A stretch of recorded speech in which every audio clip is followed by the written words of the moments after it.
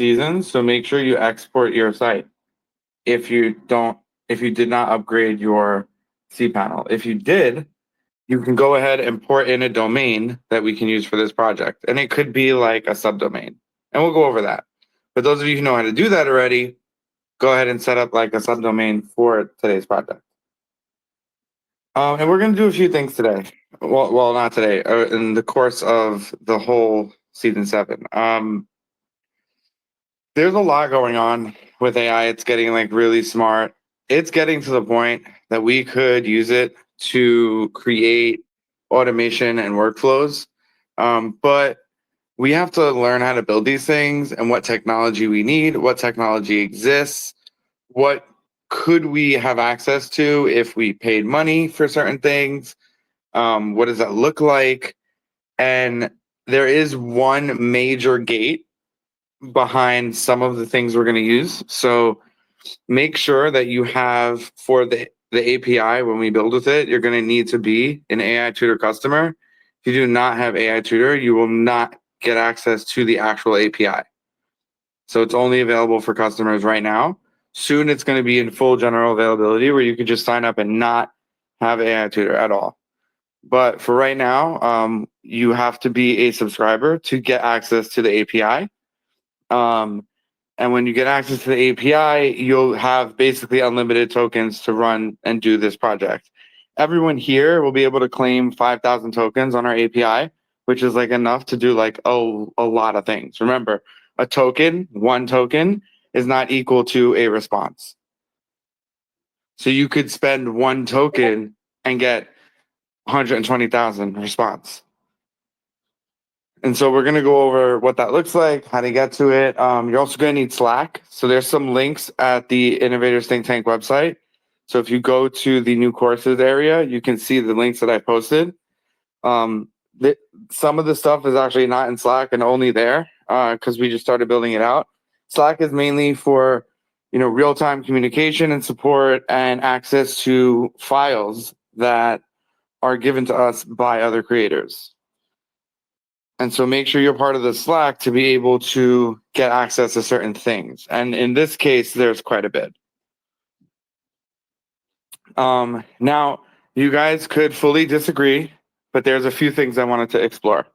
One, building out like a full SaaS using AI and not like a chat app, because like there's so many of them and not all of them are good, and to make it good, you got to invest a lot of time and effort and a billion models.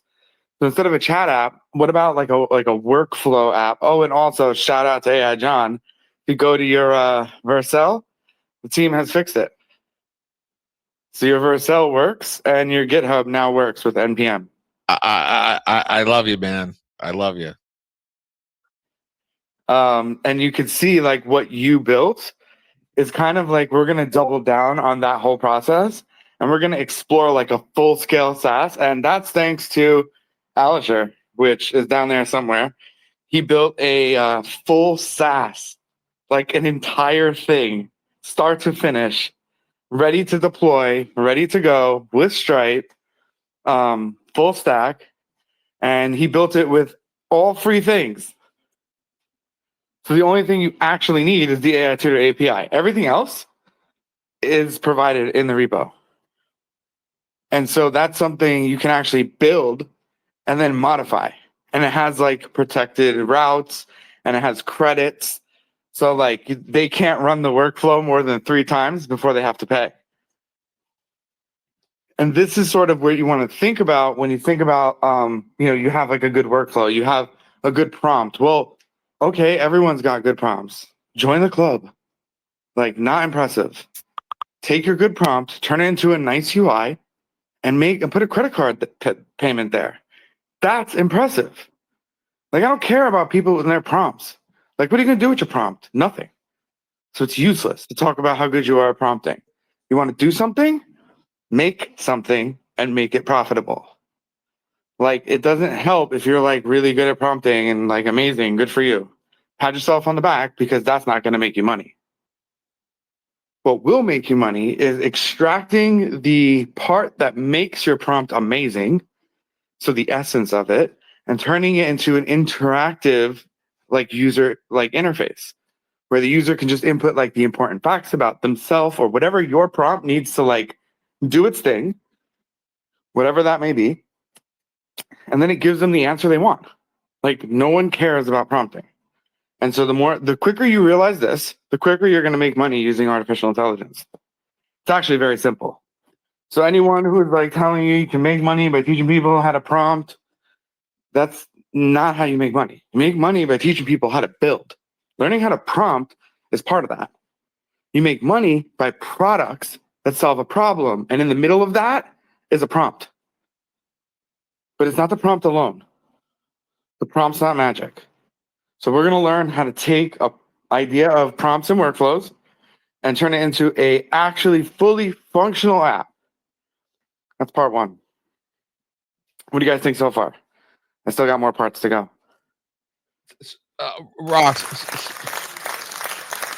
sorry to interrupt, but so the suite that was built, I can go back into that dashboard and switch out the functions to ones that are more usable than this was the first attempt where I didn't even put any thought into it. And then I've got something to show. Thank you so much, you guys. I'm floored.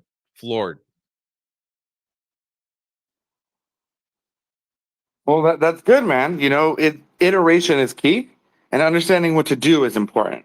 So, like, even if you knew every single thing about all the models, you're still not doing anything useful because you need to apply it. Like, it's application that wins, and like, no pun intended, but like, actually doing the thing.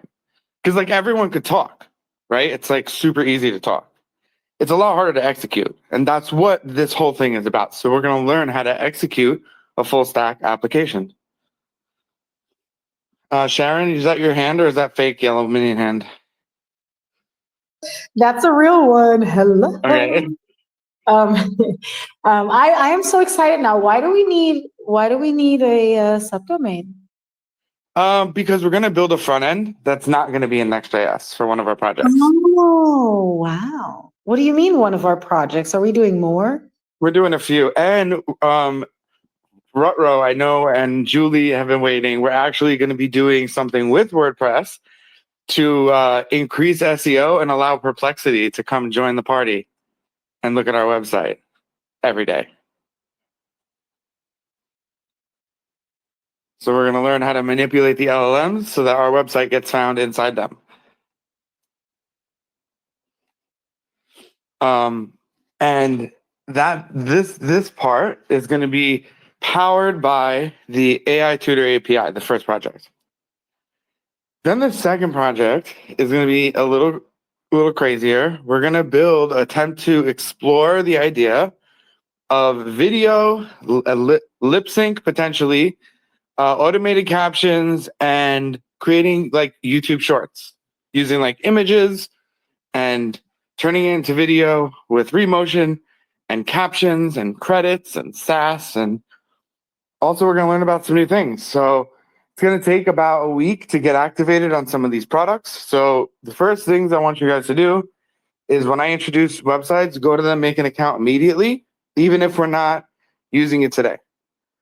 One of the cool things that you guys are going to learn, part of why we do this is, you know, when you think you know it, well, you don't probably. And there are 17 other ways you didn't think about. So one of the things we're going to learn is, well, what happens if you want to ditch the entire like old style database structure and just try something brand new? Introducing convex. So a new thing we're going to learn about and we're going to need for project 2, but they take a little bit to get active. So if you're looking at the live stream, this is convex.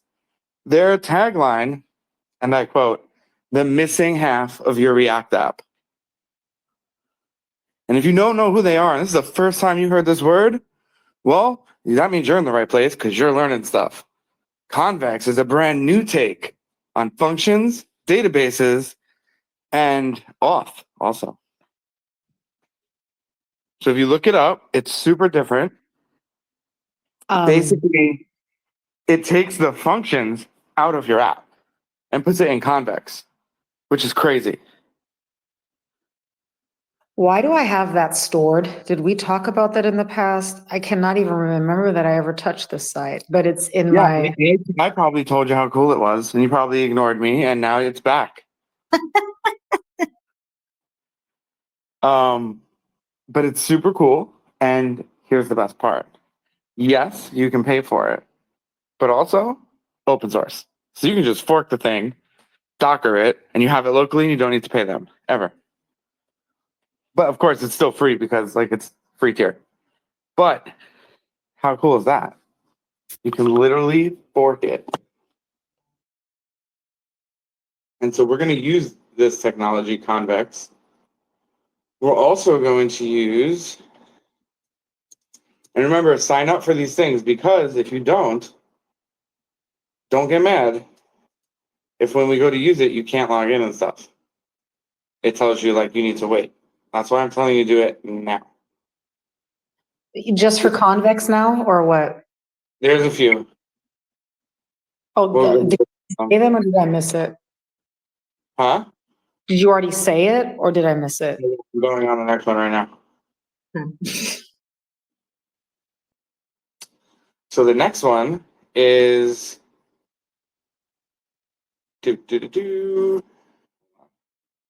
it's called ingest with 2 N's. So IN and then ingest. So it looks like on the live stream, you can see it. And all these links, minus this one link, is on the Innovator Think Tank site, except this one, because I forgot about it. We're getting there, though.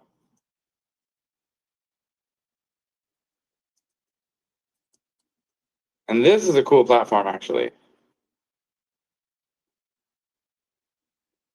So this platform allows you to run functions. So you know the thing that Vercel charges you for, the 15-second timeout? You guys familiar with this ridiculousness?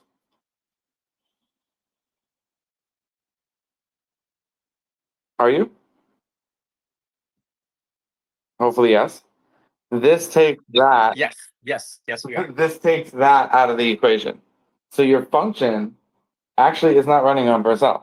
So Vercel can go cry in the corner because no one's going to listen to it cry because we don't care. And so if it wants to complain, let it go complain to someone else because it won't affect us. Now, again, this is all basically a blender of stuff that avoids you paying $1. Isn't that cool? And so you could sign in, right, which is great, and sign out, which we're going to do. But guys, let's say you didn't want to pay ingest, like ever. You were like, I hate you, right? It's also open source. So you can literally just fork it. Is that not crazy? Like both of these tools are completely open source. Both of them. Like you can literally go to ingest and not log in and click the language. And you can click the GitHub at the top. So it looks like this. Check this out. The entire platform. They even tell you how to run it. And what's cool about this is it takes the idea of like APIs and events, and you can see your app, the API, your events, and then your event API. So instead of this all happening in Vercel, this happens in ingest. And it's completely free because it happens in ingest. If it were to happen in Vercel, it ain't free anymore. That's where you got to pay. And I recently had a situation with Vercel, which, I mean, it's kind of still your fault, even if it's like not your fault. But like your functions can get out of control. And then your bill gets out of control. And then life gets out of control. And then it's like $2,000 bill. And you're like, what? How? And then it's like you think you got it under control, and then your app grows, and next month is 5,000. So nothing ever changed. because functions are invoking. And a function, just so you guys are clear, those of you who have AI Tutor and Pixio, when you're chatting with an LLM, right? That's a function. When you're waiting for your image or your video, those are functions. So each time it checks to see if your video is done, it's another function. Can you even imagine how many functions Pixio does? That's why it had to be moved out of Vercel, out of necessity. So it's really good to understand where to go and when. And then you'll avoid a huge bill that you do not have control over and cannot get rid of. Any questions?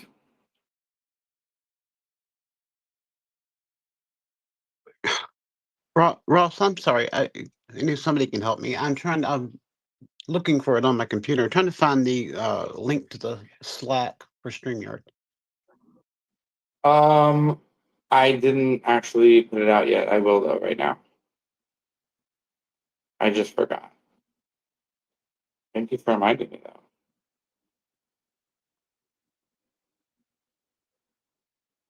Okay, so that's that.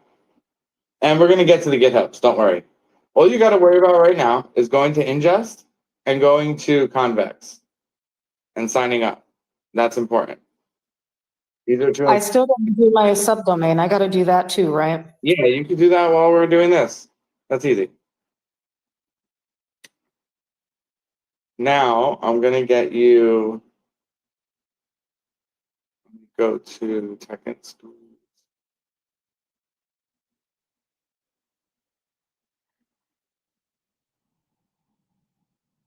Now, what you guys want to do is fork this. This is what Alisher made. So this is the first thing that we're going to do. Now, keep in mind, this is not like OpenAI or anything else like that at all. If you want to do this project in the way that it's designed, right? Like the way it's intended, you would need to use our API. It, of course, can be totally rejigged to use OpenAI or ones that will actually charge you money each time you run. If you do have AI Tutor, and you don't have access to the API, which I'm going to put out right now, if you cannot sign in, that means you don't have access. So you'll go to the website, you're going to be like, I want to join, and it's going to be like, no. If it says that, then you need to reach out to me and give me in Slack, not in DMs, because remember, I'm in spaces, everything's delayed. So if you don't listen to this thing right now that I'm telling you, it's going to be a problem. So in Slack only, right? I want you to let me know if you do not have access to this website. This is what it looks like. And when you get to it for the first time, this is what it looks like. And you go to log in and it says just sign in. Notice how it does not say sign up. This is intentional. So if you cannot get in, if it does not recognize who you are, that's okay. You need to let us know. If it does recognize you, well, go ahead and log in. And I put the link in Slack.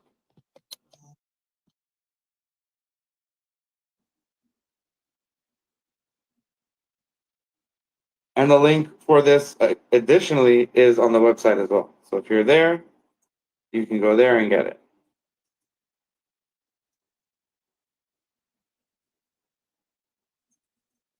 So one, I need to know who doesn't have cPanel, because we got to get you cPanel, and who doesn't have AI Tutor API, because without your API key, well, building is going to be quite interesting.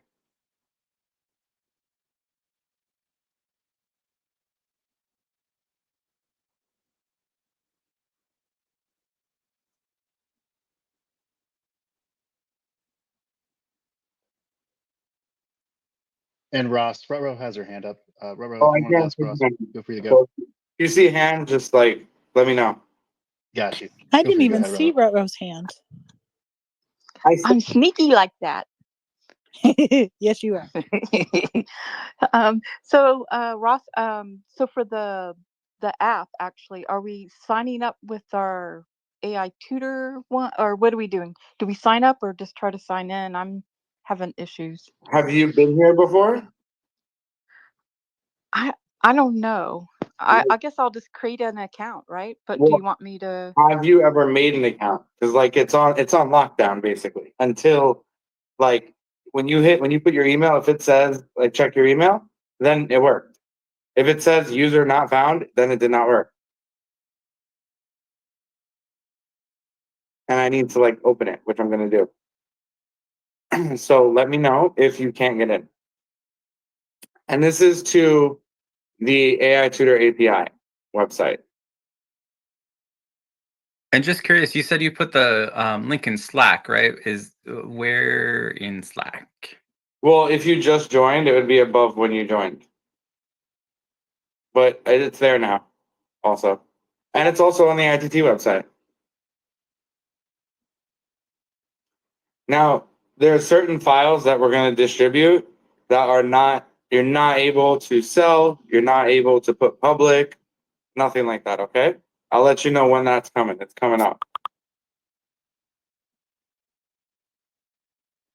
So let me know if you guys were able to log into the AI Tutor API. That is literally the first step. It looks like exactly what's on my screen. So if it's not recognizing you, is it possible you're using the wrong email? Is that possible? Mine doesn't look like that.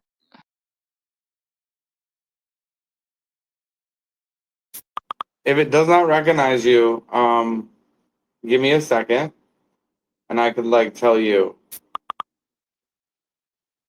Yeah, mine doesn't recognize me, but I am using the right email. Okay, if you say so.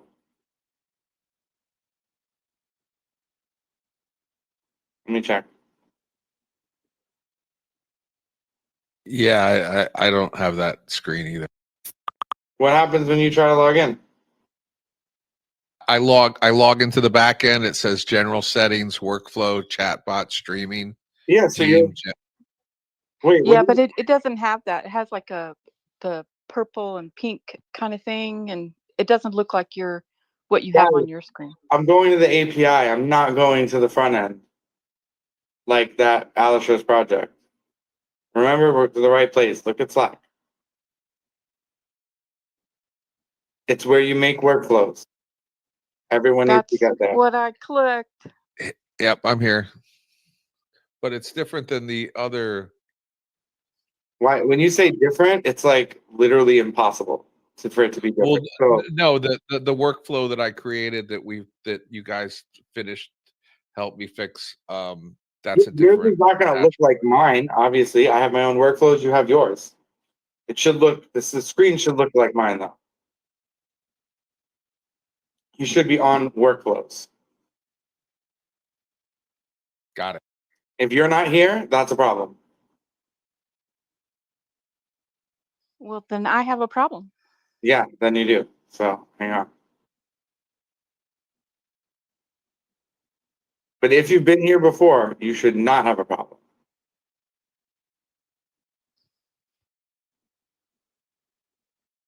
But I'm gonna double check really quick. Something tight. Like I logged in. So are you super sure, Ruh-roh?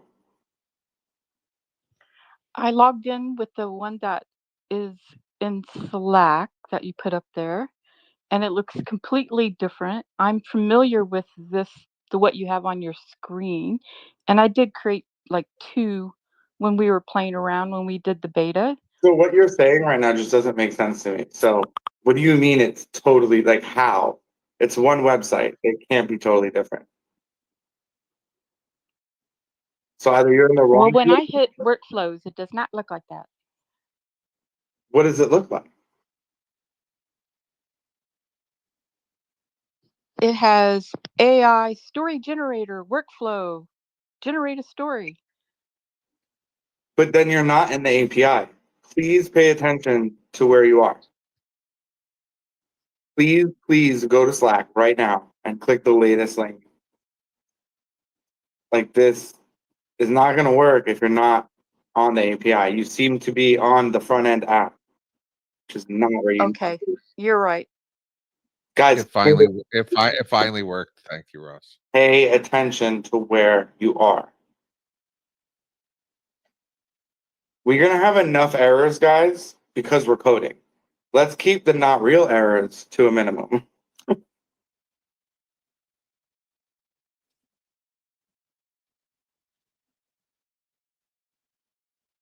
Yeah, I was in the GitHub starter kit that Alistair did. Yep.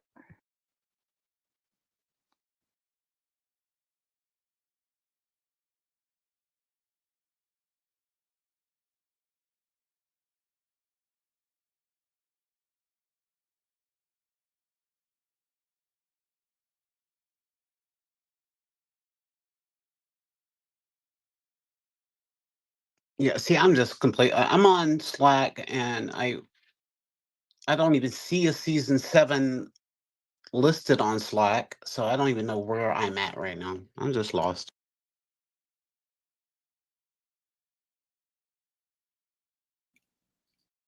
But you know what? It's fine. Just keep going and do your I think if you go to home, you'll see it, because I didn't find it either for a while. One thing you have to do is if you're not in the season 7 channel, you just have to go down to add channels and then hit browse, and then you can join it. Oh, thank you. Hey Ross, I don't know if you can see my hand, it's Kathleen, but this is where I usually quit because I'm getting frustrated. So I have the link from the Slack channel and I'm trying to sign in and it's saying no account with my current AI tutor email address. It's saying no account with my old AI tutor address. So what is my problem?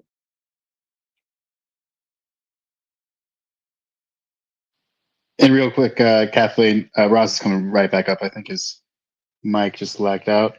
Are we supposed to be using the names that we put into our WordPress site when we did all that stuff? Because that's different. That's just Kathleen dot at my AI apps AI. But my sign in is an email address that is not that for everything else that works except this. For me, Kathleen, I think there was an earlier issue for Slack, so just try maybe using the original or your most recent one that was working before, and just refreshing it because I know I was having a little issue about an hour ago.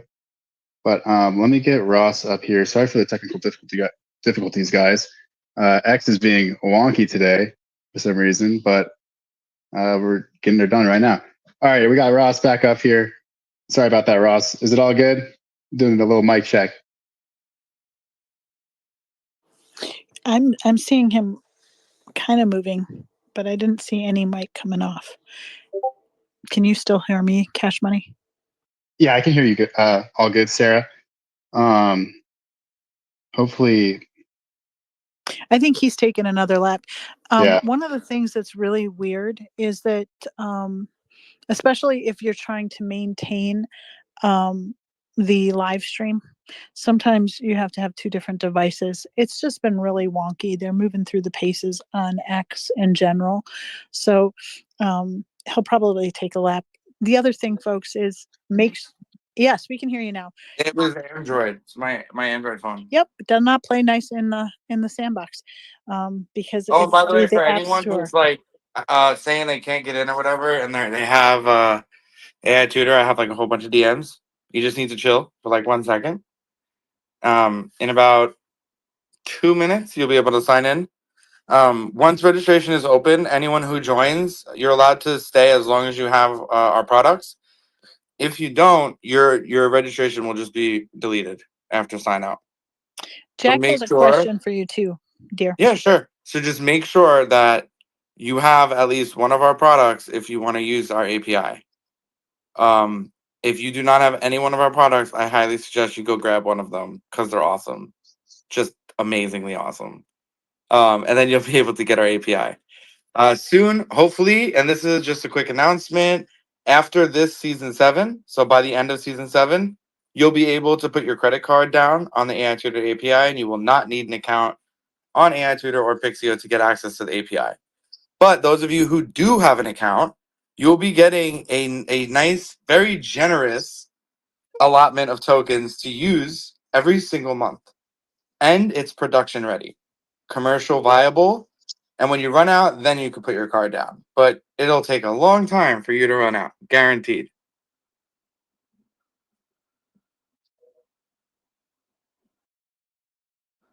Am I good to speak? Yeah, you're good. You're good. Okay. Ross, I wanted to let you know that I had a shortcut that I clicked on for the AI Tutor API, and it took me directly to the page as the link that I clicked that was in Slack actually was asking me to log in with a username and password. So I don't know if that helps, but this one is aitutor-api.vercel.app/workflows. That's the one. Okay. Yeah, it took me right in. So I'm good. Yeah, you're good because again, it recognizes who you are. See, Yeah. if the software recognizes who you are, it will allow you in, even when everything is turned off. Yep. Then Cool. once So I'm we good. get Thank you. everyone in, yeah, no problem. Once we get everyone in, we're gonna be giving you guys credits to play with for season 7 and beyond. So you'll be able to take your app that you build and like put it out into the world, have people use it, and you're basically not having your card being charged every time someone chats. And it's really useful when you're building. Because I remember building my first AI app, and I spent $150 before I even like launched anything because I was testing. So in this case, during testing and even in production, you guys can launch apps, and you're not responsible to pay until you hit a limit, and you're gonna get a nice, generous limit along with your tier in our software. So right now, registration is turned on. So if you go to that site and you cannot get in and you do have our products, feel free to put your email from one of our products. Should recognize you and shoot you an email to your email to log in. Now, what this is, huh? Who talked? Is me. I was just sorry. If I have somebody who I know has AI Tutor the full thing, could they get this if they show up tomorrow morning? So if they have AI Tutor and they show up, of course, yeah, they can get it, no problem. We're in general availability for customers right now. And then we're going to be probably by the end of the month available for people to put in their credit card. Thank you. Thank you. Hey, And then Ross. it'll just charge them per use. What's up? So it won't recognize my email. Do I need to get an account again and register, even though I already have AI No, Tutor? I'm pretty sure you just need to refresh and do it again. Okay, well, that's what I've been doing. I thought, Mine's is it doing up the and same running? thing. So I refreshed and it's telling me there's no account with this email. So when Exactly. you refresh this time, if you look at my screen, guys, pay attention to the blue word. It says, Okay, hold on. I haven't gotten there yet. I can't even see your Yeah, I screen can't because see no, I. you're mine good. either. So it says, do you need an account? And then you click that, and then it says register. That's what I asked. Okay, cool. Yeah, so like now you'll be able to sign in, and once everyone's in, I'm gonna go in while I explain what's going on, and we're gonna bump up everyone's credits. So Ross, this is what I'm seeing. Your Ross Cohen is at mstsi.org. So I have Kathleen at that, which we did my website and all that stuff with. But the Yep. email I sign into Pixio and AI Tutor is a different email than that. So it doesn't matter. You can use whatever email. I'm gonna literally go in and approve everyone manually. So if I see Kathleen, I'm gonna be like, oh, okay, I know who that is. But in general, should I always have them be using that Kathleen at Honestly, for this, mstsi.org it doesn't matter for all my because stuff? you could, but for this, I would just use your regular email. Okay. All right, thanks. And anyone who wants to come in the live stream, you're welcome to come in And if you don't have AI Tutor and you need to sign up, feel free to go to myapps.ai and use code ITT, and you can save a little cheddar.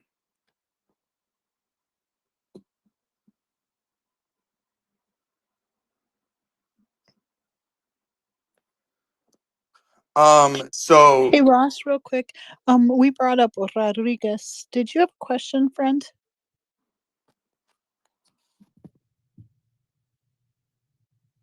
Isn't it? Are you seeing him, Cash Money?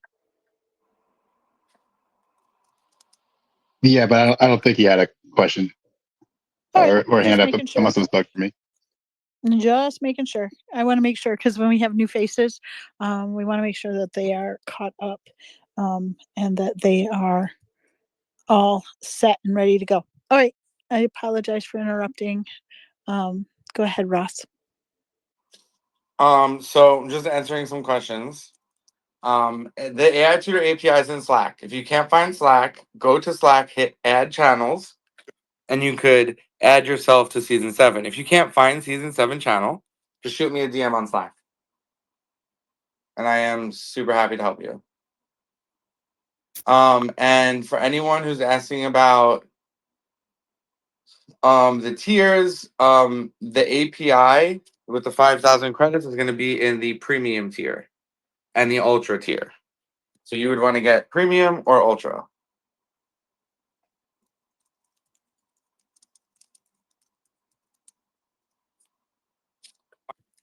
Now, once you're in, it looks like this. This is what it looks like when logged in. What everybody needs to do is go to settings and generate a key. It looks like this. Generating your key is going to allow us to give you credits. No key, no credits.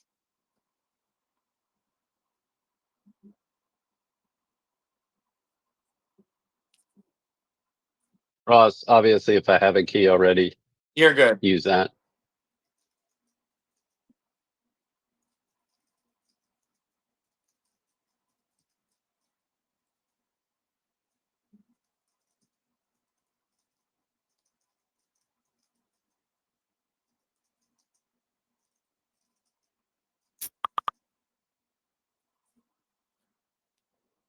And I'm trying to get to all the DMs, but anyone who has had AI Tutor in the past and either, let's say, canceled it or wants to reactivate it, we have to reactivate you. If you either canceled it or were past due or anything like that, you are not able to sign up again. We have to do it. But if you're in this room, my advice would be to just use a different email and you're good to go. So if you use a different email and you re-sign up, it's going to let you sign up.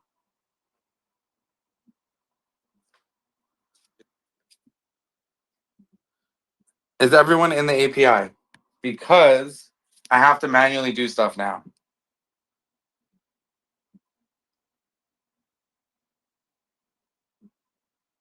If anyone's not in the API, tell me now, because now I'm going to go in and start changing people's accounts. Yeah, I'm not in the API, but you know what? I have so far I couldn't find it. Then obviously it told me it was the wrong email. I refreshed, that So there's didn't work. no. So I Hold then it on. said it sent me an email, but I didn't get the email. So If it just said go on without me. if it said I'm it done. sent you an email, right? Just check your spam. That's it. It will work. And Magna. if you Yeah, could it's in the come, spam. if you could come into the live stream, Magna, I could literally walk you through it. It's so easy. Mine was in the spam. Go to Yeah. spam and check. Was yours in spam, Kathleen? Yeah, but not for very long. I just had to go do Very something, good. and I was So- just letting her know that's where I found mine. So I'm It's in, 100%. It is Yeah. sketch. So your system will bump you out, and it doesn't play nice. So it is one of those things that you'll have to kind of hunt and gather. But once you get it and you take a deep breath, everything's cool. Magna, you'll get it, sweet pea. I know you will.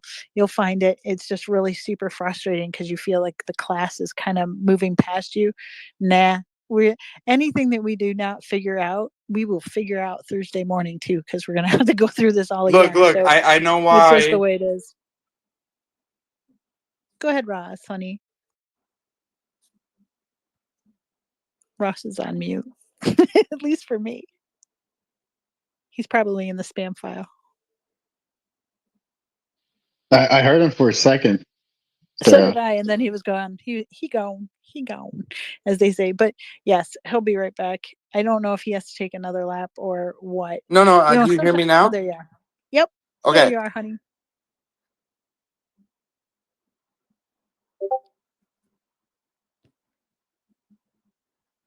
Okay. So first of all, I just messaged Magna, right? And it said he wasn't here. So this explains why he can't get in.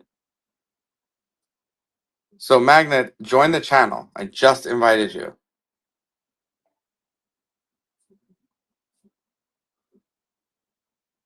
Do you see it? Give me a second. Yeah, you're good. We're in no rush. So I just see you join the channel. And so you don't have to scroll up. Go to this link and hit register if you haven't, or log in.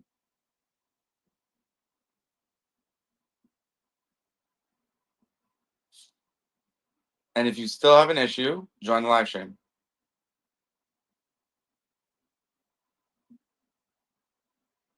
And this is just to get your key, right? So when you're developing stuff, Magna, you don't have to worry about all the API keys.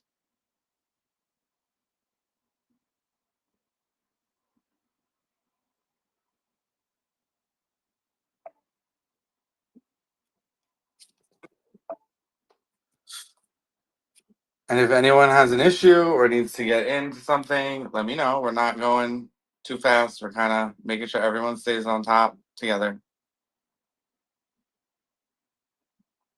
And real quick, Ross, while people are doing that, I see a lot of new faces. And I'm just going to reiterate real quick, guys, that all the links that Ross is going over today and everything that you'll need is on the ITT website. It's underneath the courses section. It's up in the Jumbotron. It's the first post. Be sure to sign up for the season 7 course. I know a lot of you guys were already signed up in season 6. It doesn't carry over. It's, just in case people don't want to come back, which usually they all come back. So it'd be cool if they actually carried over. But just be sure to apply for season 7, and it'll be approved right away. I see a few of you already have, but I do see a lot of new faces down below. And if you're interested, in getting everything and your tech stack all set up, be sure to get in there. Sorry, Ross, for stepping on your toes. I just wanted to make sure all the new people could get a chance to I'm get actually into. going to be back in like 2 minutes. I'm going to go use the bathroom for like 2 minutes. So you guys can like help Magna get onto the site so we can all move on. Magna, you're not getting left behind. I'll bring you by force with us. You are good. You are in good hands. Is Magna All right, on I'm the signed live in. stream? I'm at the workflows page. I'm good. Excellent. Keep going. You got this. You got this, Magna. Actually, if you can talk it through as you're doing it, that might help some other people too. So what screen are you on, hon? At the AI Tutor API workflows page. Cool. So you're Got- going to want to then go to the settings page. Do you see that right at the top? I hear Morgan. Yes, I am there. All right, cool. So once you see settings, you'll see down at the bottom it says create key. It should be under like API credentials all the way at the bottom. Yeah, In the middle, I've got it. There you go, and click create key. Okay, I did that. And then I believe that's as far as we got. So you should be caught up. I believe, right, Sam? Well, just checking too on the Go ahead, Bob. just on the two. I got approved for Ink Tank. That made me so happy. Yay. So now I'm good. Was he breaking up for you too, though, guys? You were breaking up a little bit for me, then. I thought it was the Starlink for me, Morgan, so I didn't want to jinx it. No, you were But good. I thought the space was about to go down. I was scared. That's a damn problem, not a us problem. Yep. Hey guys, Lucy, I so see the I'm at hand. the. Oh, sorry, Kathleen. You. Oh, it's all right. It's. I just know no one sees hands. No, you're So good. I'm at the API credentials place. So hit generate key, Yep, at the bottom. and then, am I gonna copy and paste that key somewhere where I'm not gonna lose it later? Like, tell me please We, now. I feel like we haven't gone that far yet. I believe we just got to Yeah, the but I Yeah, may lose it. Okay, I'm just definitely gonna keep do it in it. a text file, Kathleen, called a secret key for the API credentials. Definitely do that for the Pixio. Lucia, I see your hands up. Did you have a question to get caught up, or were you having some issues? Yeah. Can you hear me? Absolutely. Okay. Awesome. Okay. So, I've been sitting here in the just texting Ross. I thought, well, I'll just come on stage and see if I can figure this out. So I am at the AI Tutor API, but I can't log in. And I thought I said that you use the same email as your AI Tutor account. So I'm not, maybe I misunderstood that. Do I have to register differently?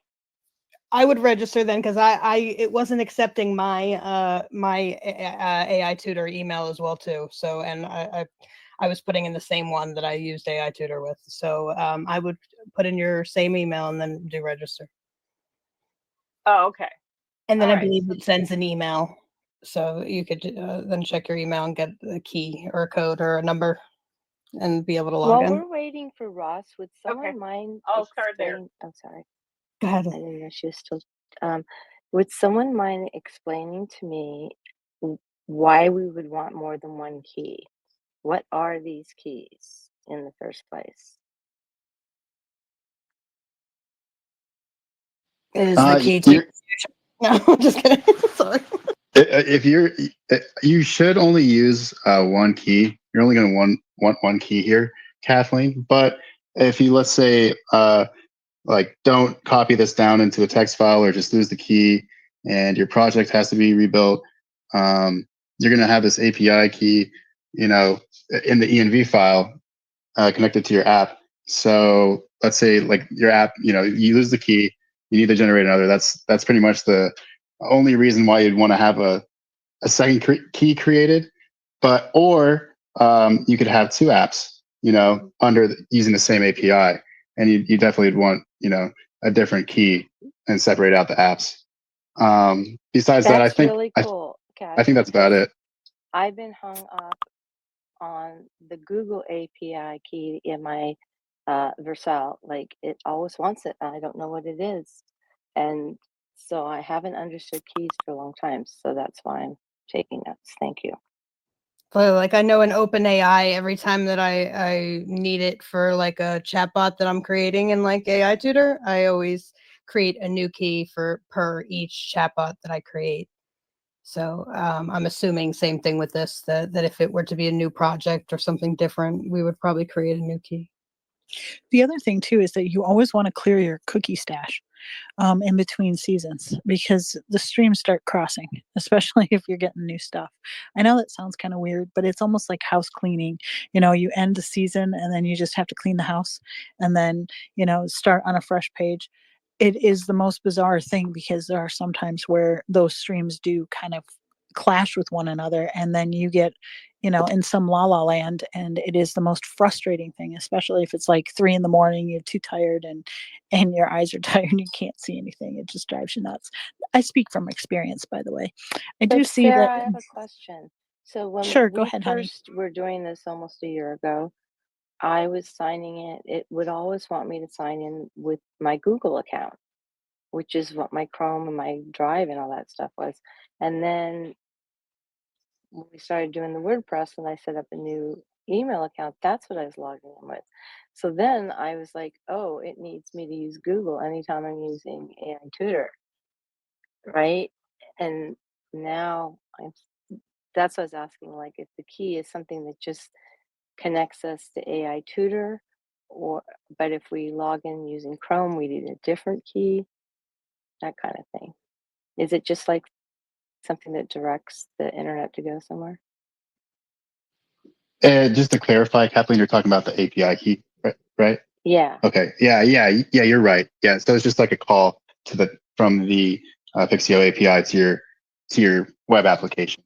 But every app needs a key. Yeah, well, So depending on what you're building, usually like an application, you're going to have, Stripe in the background or Google OAuth for passwords, stuff like that. Well, like we're using a different they all have companies. their own. Okay. Yeah, they all have their That own. makes sense.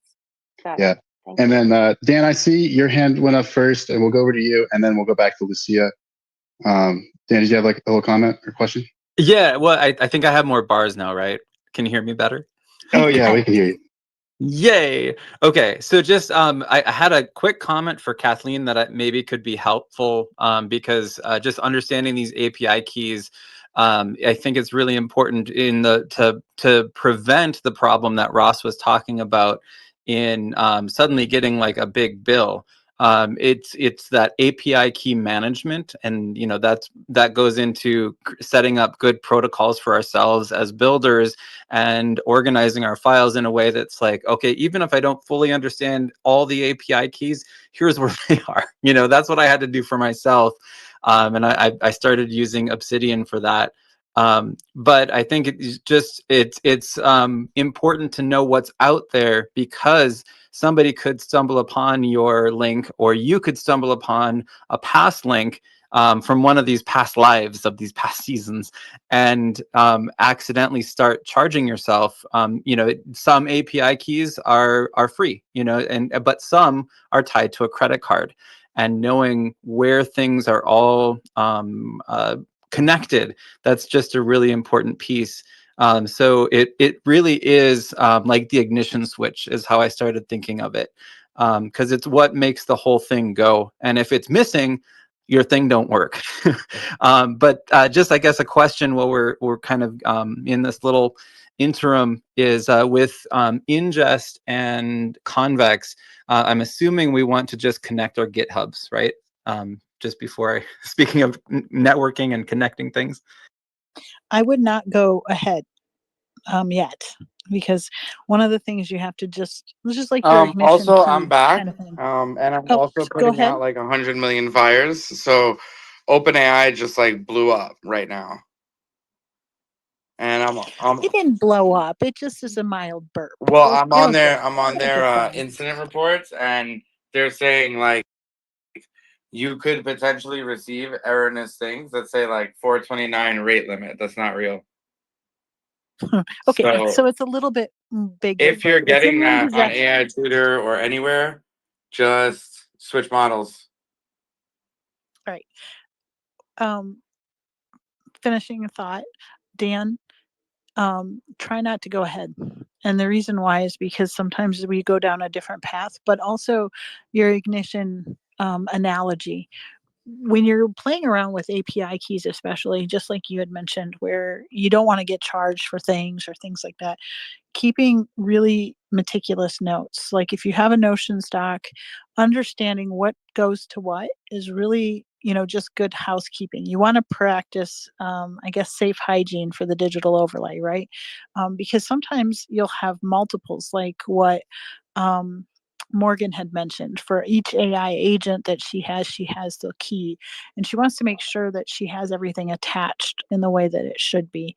And it can get really confusing and very, very hectic. And whatever method it is that you choose, whether it's a regular old notebook, I know that's kind of Luddite and analog, but having the ability to be able to look back, making sure you have all your passwords.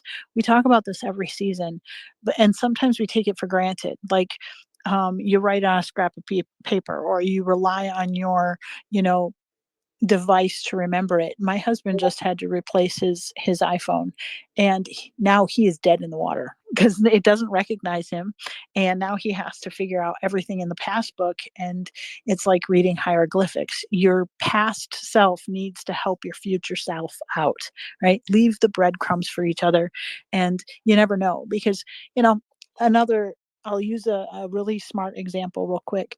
Our friend Starboss, she comes in right now. She's working on the lunar mission, but she had a brain injury. She was hit by a drunk driver. And so literally one day she's a teacher with a master's degree and all this other stuff, and the next day lights go out and you have no idea. And she didn't have anybody else really at that moment to help decipher all of this stuff. If something was to happen to you, could someone follow your footprints and make sure that your stuff stays up and running while you get your stuff together? That's the question of the day. So you want to make sure you're leaving those breadcrumbs, because it could be for yourself, just like with Starboss. She had to go through her own notes and kind of rediscover who the heck she was through all of this stuff. So it's just good practice. But did I finish your thought, Dan? And then Lucia had her hand up before we continue. Yeah. Go ahead. Well, just I guess clarification on the, because I know part of the what we're supposed to do today is to sign up, but that was the only way in like ingest that I saw to sign up, Yeah, unless I'm no, missing something. that's totally fine. You are totally good.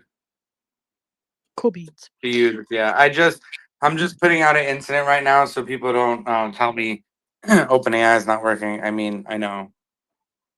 It's okay. It'll come back. Lucia, did you have a question, honey bear? Yeah, yeah. My question is, now that I'm on the AI Tutor API, finally, it says create new workflow. And am I supposed to click that? And then, Yeah, we're gonna talk about all that in a second. But first, we got a little housekeeping to do. First, make a okay, key. so I just stay there on that Yeah, make a key. page. And actually, what you could do that would help me a lot right now is, can you tell me how many credits you have? I don't, it just says workflow. Go to There's settings, no, top right, settings, oh, and then okay. API key. It says 50 credits left. API key, where's that? Okay, Oh, that's API. good. What email did you use? ESAwalk@gmail.com. It was the one that I had for AI Tutor, but You're good. it didn't let me in. It didn't let me in. Like I had to register. Yeah, that's fine.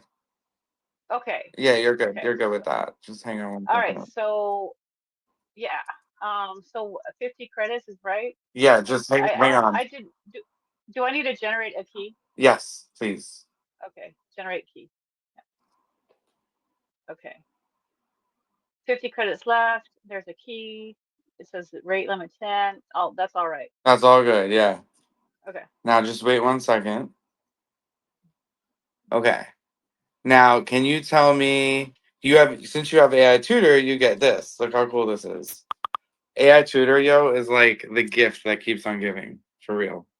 How many credits do you have now?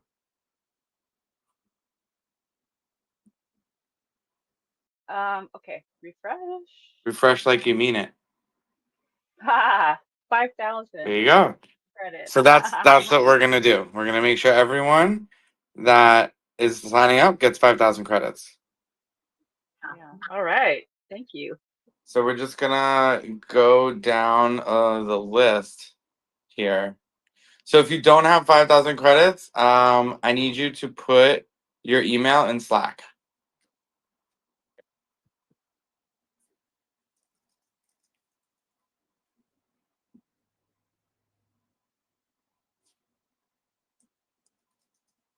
So drop your email in Slack if you do not have 5,000 credits.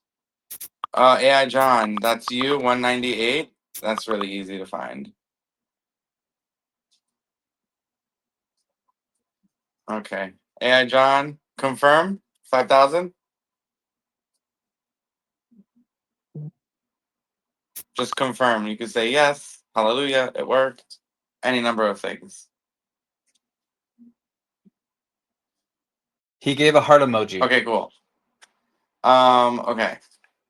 So what we want to do right now is give Ross a hot second to give everyone credits. And we want to start figuring out what our workflow is going to be. So if you've never made a workflow before, what we're going to do here right now is, Sharon, can you join live stream and show them how to make a workflow while I do this? Am I not in the live stream? You are, but I gotta bring you up. Oh, okay. So what do you want me to do? just make a workflow. Show them how it works while I get everyone's credits. Okay. And Brad, you have 246 credits, you said?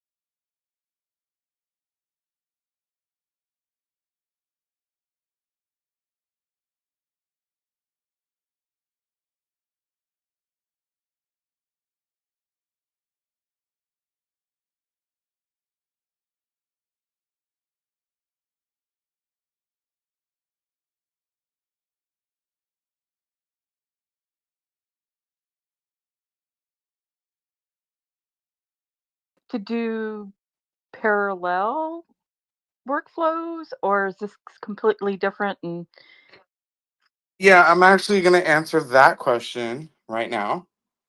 I'm going to take over really quick. Let's kick Sharon out of here. Boom. She on. So, okay. If you look at my screen, this was graciously stolen from AI John. He gave it to me to test with. It's so good, y'all. Look at it. Look at all these curlies. This is cool because it makes all these inputs. So this is what it looks like. And this is what it looks like when it runs. So next to this is main. Do you see this, Roro? This is what you're talking about, right? correct. So when you hit plus branch, okay, you'll notice that it doesn't let you change everything. So the inputs you can't change because then it would not make sense. But what you can change is like the model. So think of it like you want the same workflow but a different model. You're testing. Branches are also different versions of it. So like when you hit add branch like this, we'll use GPT 01. We'll name it branch 1. And I hit save. See, I could see how there's merge and edit and compare. Okay. Yeah. Okay. Now I get it. You see? You see? So then there's edit, and I can have different. Now I can change this. But if I'm on like a workflow and I just go to branches and I hit edit, I'm not creating a branch. You see? Um, You have to hit add. so is that basically when you do changes, minor changes, when you just want to have a couple of variations of one specific workflow, then that's where you would save it, so to say, you would create branches of it? Yeah, and you know what's crazy? Sharon, look how crazy this is. So now if I do that and I go to branches, I can merge it. Think of this like when you guys hit like sync with my GitHub. So merging will like merge changes, new changes with the old changes. It's just a way to have multiple variants of different workflows inside a workflow. So sub workflows. I don't understand. So you mean merging, let's say you make a variation of your workflow. You would then merge it so that the changes of that workflow are implemented into the one that you're using, or what? You don't have to. That's an option. There's merge, compare. There's like a few Oh, options. okay. Can you? I guess where I think where my mind is going, this has to be somewhat sort of a code of what I'm trying to do in my head. So this would really, could you do part like half the thing in one, in the beginning branch and half of another, or maybe not? You could, and then you could put them together, but that's not the Yeah, proper exactly. use of it. Yeah. Okay. So I get it now. Because, but here's the thing, they don't have different IDs, right, Rutro? So because the ID is the same between main and branch 1, they can't be like treated differently.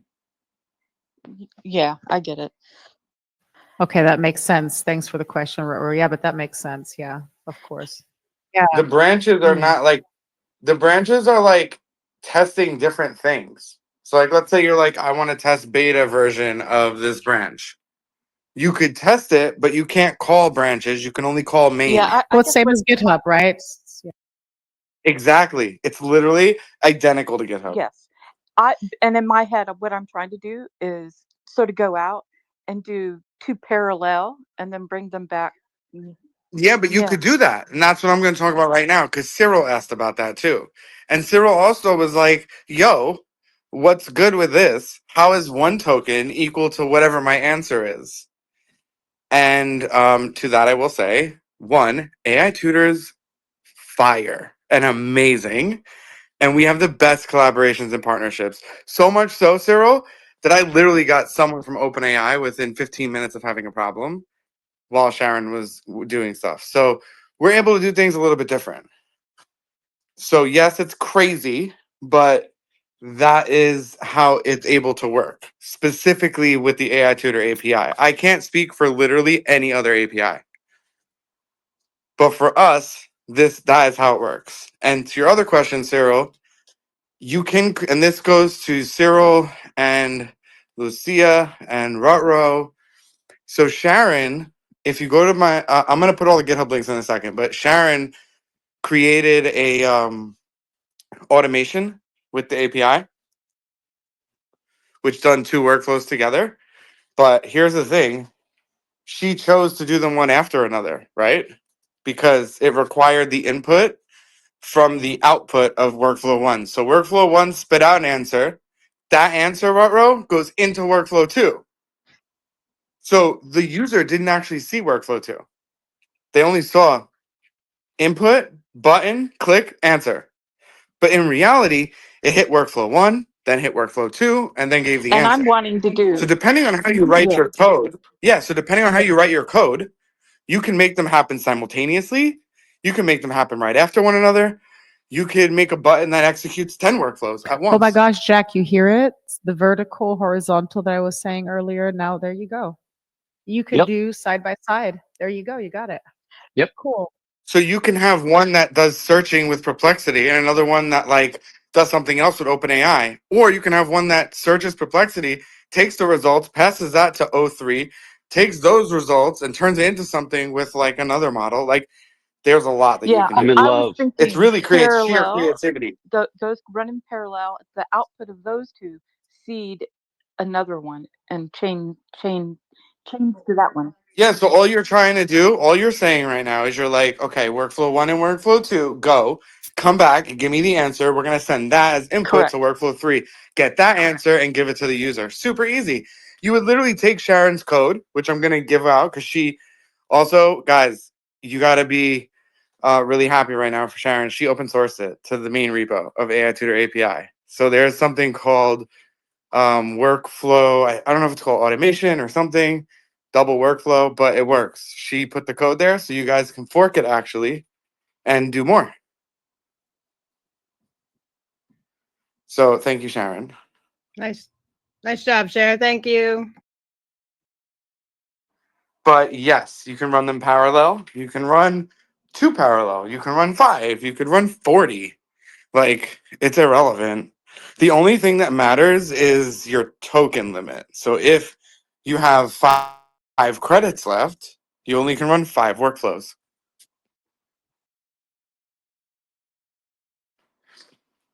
But if you have 5,000, I mean, you could literally be like, do 100 right now. And it'll do it. Like it will have zero issues doing it. Because we built this not as, sending a chat, it's like asynchronous workflow. So you could put like as many you want as together, like as many as you want, and it's gonna work. That's the beauty of API. You can literally build anything. There's zero limits. Like it's as if you're basically me, according to these companies. So like when we get access to like the latest models, so does the API, so do you transitively. Dude, So like your app could get an upgrade as soon as like tomorrow if a new model were to come out, no, you're always on top of that stuff, Ross. Super appreciative. He's so innovative. This just freaks. I find it crazy how forward thinking they are. If you think about this RAG situation and this AI tutor API, you can't imagine how much work. I mean, it's just slashed. It's just gone.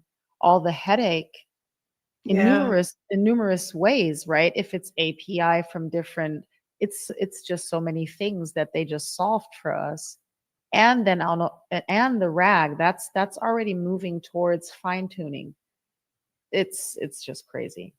Dude, I made a workflow Yeah, and we're for going like slow. We're not going fast, but we're gonna get to everything for sure. The rag included. Ross, you gotta hear this. I made a workflow for the carnivore diet just because I've been dying for the carnivore diet. Well, why don't I you will, show it? Go I on will, the I live will. stream and I show will, I it. will. But Don't be I'm not gonna weird. be weird. I showed everything else. I'll gladly show it, but it even tells you what to do if you get constipated. That's so cool. Yeah, no, it's really smart. So we're taking advantage, by the way, Morgan, of something called structured outputs, which forces the AI to do exactly what you want. And instead of you trying to like fiddle around with the code, we're literally providing an API for you to actually have this work every single time reliably, which is what you need when building products. Reliable outputs. This is something I speak about a lot with people in meetings and onboardings, especially with like Department of Education. And when I speak with them and they're learning it. Oh, by the way, I have an announcement, guys. You want to hear something cool? Totally off topic. But tonight, AI Tutor, while we're here hanging out tonight in New York City, AI Tutor is being given to teachers via physical plaque and award at a ceremony that I normally would have been at, but given the recent last 24 to 48 hours, I have to like stay home and rest because I had like a little doctor situation. But I'm good. Don't worry, we're good. I'll be here. But the thing is, how cool is it that we're talking about this, we're learning this, and simultaneously, and I mean now, right now in New York City, teachers are getting awarded AI Tutor. They're going to get it for free. They're going to get it for a whole year. And it's a whole new award that we created with the Department of Education. Oh, cool. And right before this, I had to create a little video that was a speech, like 30 seconds to a minute, of me award, like congratulating the teachers so that they could play it on the big screen. But yeah, I just figured I'd let you guys know. It's pretty cool. That's like the real world stuff. But it's cool because I hope your level of excitement here comes across to them because we know how excited you really are about this stuff. no, I'm there every year. This is probably the only year I haven't went just because I was not feeling well. But it's so cool, man. Like I love doing this. I love staying up all night building the craziest things I've ever seen. Just so I can be like, hey, now you can just like make a workflow because teachers get the API, obviously. So they can start to make interactive worksheets. So crazy. And it's so cool to be pushing the envelope here with you guys, refining products, and then getting it into the hands of teachers and students because like they really need it. And then entrepreneurs, obviously. But like we get everything. They get nothing. They have to get everything. We're gonna change this though. But yeah, I just thought I would let you guys know. I thought it was like really cool. I almost forgot it was happening for a second. And then the vice president messaged me and was like, "We just gave away the first Oh, award." cool. So I was like, "Nice." I'll tell the people on Twitter. Nice. That's awesome, Ross. It is, and you guys are all a part of that. So thank Thank you. you for letting us be part. Um, so thank you. It's good. It does deserve claps. So if you're looking at my screen now, basically, there's a few things that matter here. Like the biggest thing I think that matters is export matters and deploy matters. So export, think of this like, let's say you're AI John, right? And you create a workflow for someone. Now this guy has a business. Now you want to sell the workflow for, let's say, $5,000. But like he has to sign up to the AI Tutor API key, like your guy, your client, he has to get a key. Now he's gonna log in and be like, "What is going on, AI John? It's empty." And then AI John's gonna be like, "Pay me $5,000 and I'll give you a file." AI John gets $5,000. He gets the exported workflow file. Then client goes to what you guys know as workflows here, and you can hit new, and you could import too. So instead of hitting new, you could hit import, and you could import the file that you exported. This allows you to like potentially sell your own workflows to other people. Or if you want to be totally cool, you could be like, here, friend, love you. Here's a cool workflow I made. Check it out. It's super helpful. It does research. And then your friend or your client could continue to build on top of your workflow. The ultimate sharing is caring. That's an Kind of important like feature GitHub, because, like how you like huh? GitHub, like where you can. Exactly. Yeah. So we want to be able to be like, let's say in a classroom, and I want to say, here's a workflow, everyone import it and then modify it. You see how cool that is now? So that's the benefit, sharing Yeah, that's your really cool workflows. because I could Really make one and then be like, Sharon, put your little put your little pizzazz on it, or help me out and put a little Sharon on this, and then she could change it and or add to it. it's that and collaboration. So you can like work with someone on a workflow and just keep passing it back and forth and editing it. There's like a lot you can do with the whole sharing situation. So this sharing, the sharing thing. So AI John sells for $5,000, and you go, here's your file. You need to go here and import it. What do they need to do? What would their screen look like? It would just be empty AI Tutor API. They have to sign up and pay for the API usage. So by that time, we'll have been already in public, and they sign up and they have to buy a batch of, let's say, I don't know, 5,000 credits for like $400, whatever it is. And then they can use those credits for their business using the workflow. But here's the best part: AI John and this business, they don't even have to deal with each other anymore. It's like such a clean thing to sell because you don't have to like, there's no maintenance. You're relying on like AI Tutor being alive, which is like pretty much rock solid, no brainer. And they don't have to sign up for Because we're AI like, Tutor. They're just going to the API, no, AI Tutor API. correct. Which will be, by the way, guys, it's happening. Like we're working on it right now as we're doing this season. But if you want to see like the work in progress, we've already started porting domains. It's like workflows.myapps.ai. Super crazy, So, awesome. like on Vercel or something, we can make specific domains for each client, I guess. And that, Yeah, you could do that too. But like your client would go to like workflows.myapps.ai and they could sign up separately from AI Tutor to the API directly. Just like a normal company. It's just the unheard of part is where you guys are being able to utilize your already existing subscription to get monthly credits on the API. That normally doesn't happen. But you know what? I'm gonna tell you something. I wish it did. So I'm gonna be the example. I always am just like, why can't you give me credits on your API? I already pay you for something. At least let me try it. And they're like, no. So at least you guys get some try credits to play around and make things.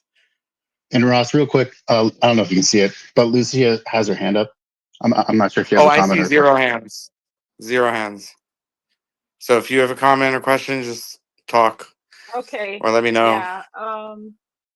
Yeah, I got really into what you were saying, and I kind of lost my questions, but I believe it had to do with the next step. Like I was trying to understand, so you build this workflow, and then you need to get it to a client.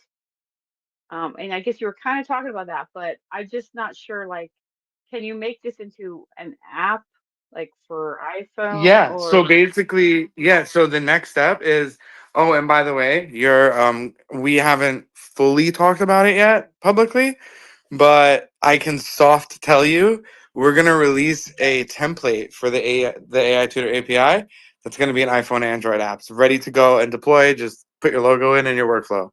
oh wow, that's cool. And it's free. You don't even gotta like pay to get it. You just need to have the API, and it's completely free on GitHub and open source. Everything is gonna be open source starting now. Every single thing that we build will be open source, So that's cool. Okay. except AI Tutor and Pixio things that are like things we built that are infrastructure like that run in my house, obviously. But like the AI Tutor API stuff and the Pixio API, all of it's open source, including what we're going to get to in a few minutes, which was built by your friend Alisher. And it is awesome. Can you see Yeah, my okay. hand? No. Okay. No. It's Kathleen. I have two questions. One is, are we going to do another sample of these, one of these, like from start to flow, and what do we do with it after? And then also, why did it just Yeah, we're charge going to me get to that. 621 tokens to try this? I don't even know what I got. So charge 621 tokens. Well, it says last run How many? 621 tokens.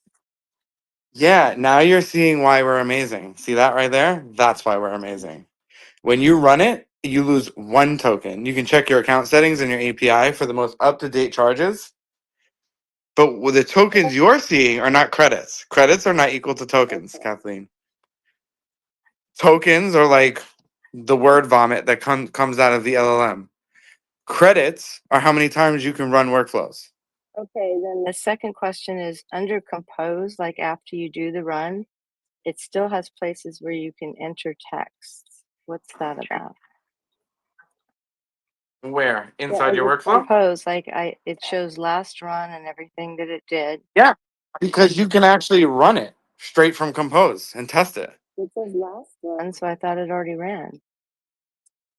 It did. You can run it as many Okay, times as you so want. what I would be doing is just adding additional text here instead of forking something. No, so once you make a workflow, you're good. That's step 1. We're gonna get to. I'm basically explaining all Okay, UI right great. now, slowly. So we're gonna get to all the Great. things in the UI. Okay, thanks.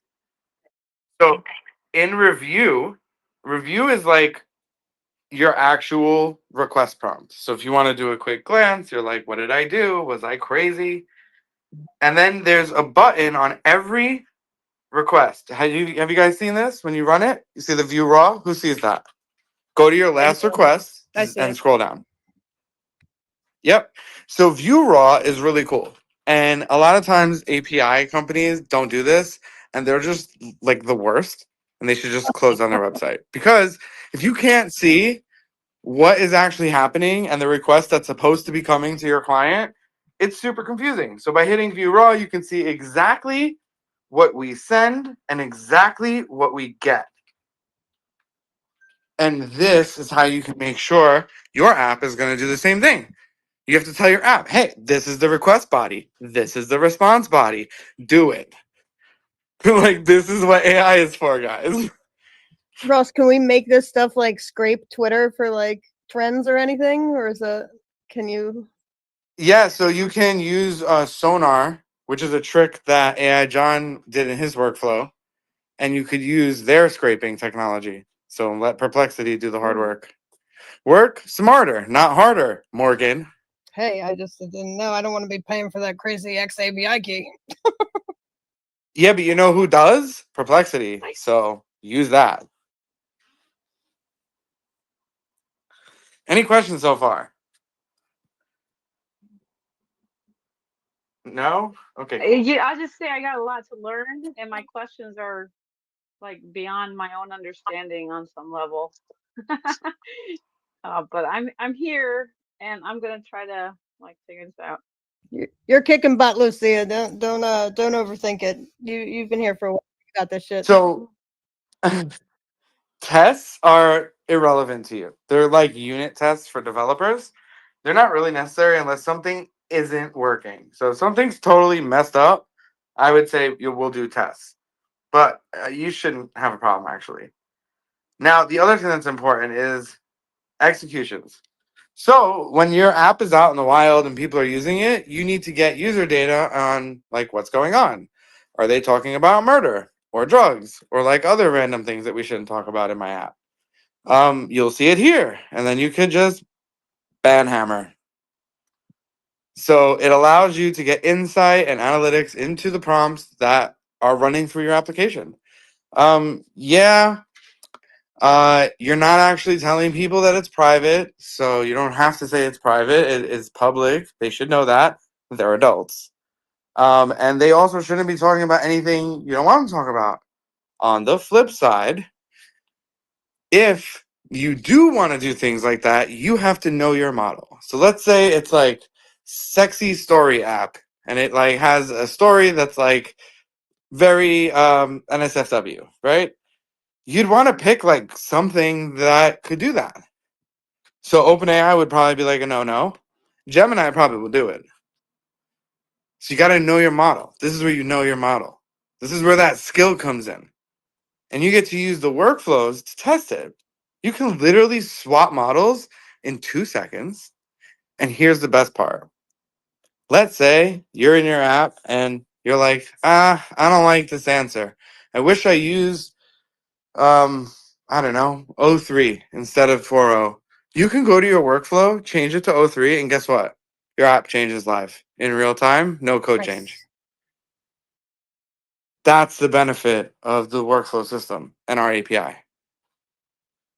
One of them. So Ross, so you can put parameters on language that the AI will understand, no cursing, no things that are put a list of but also Yeah, you could literally redact words in your app. You could say if someone writes the word hate, delete it.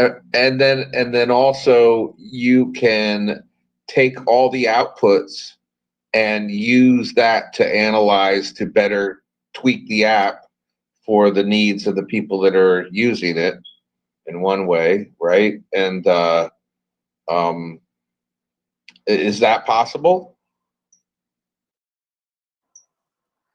I mean, anything's possible. You can do whatever you want.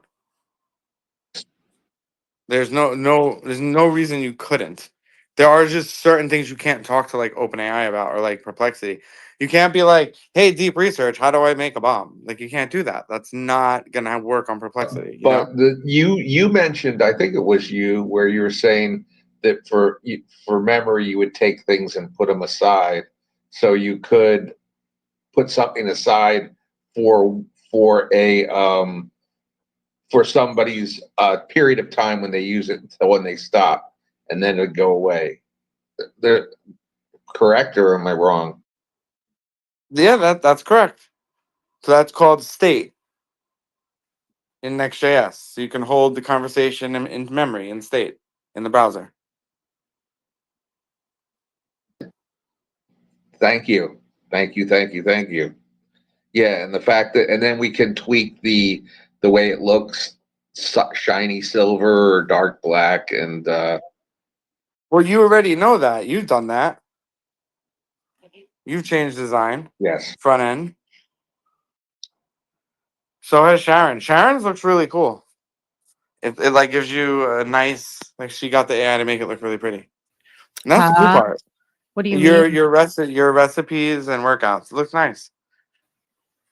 About it wasn't that using your GitHub, your Yeah, but you still yeah. like changed it and added like new buttons and stuff, and it looked really good. Okay. Now look at my screen, people. Focus. Take your thumb and your pointer and open your eyeball and look at my screen. This is the main source of everyone's current state of freaking out and confusion. So those tokens are not your credits.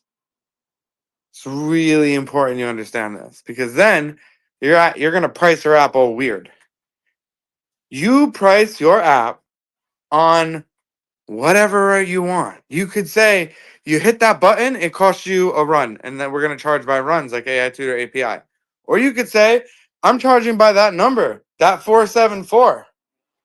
So you get like 2,000 of those, bro. And if that's one run, well, so be it.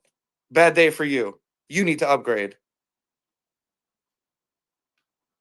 Insert friendly pop up here. Buy premium.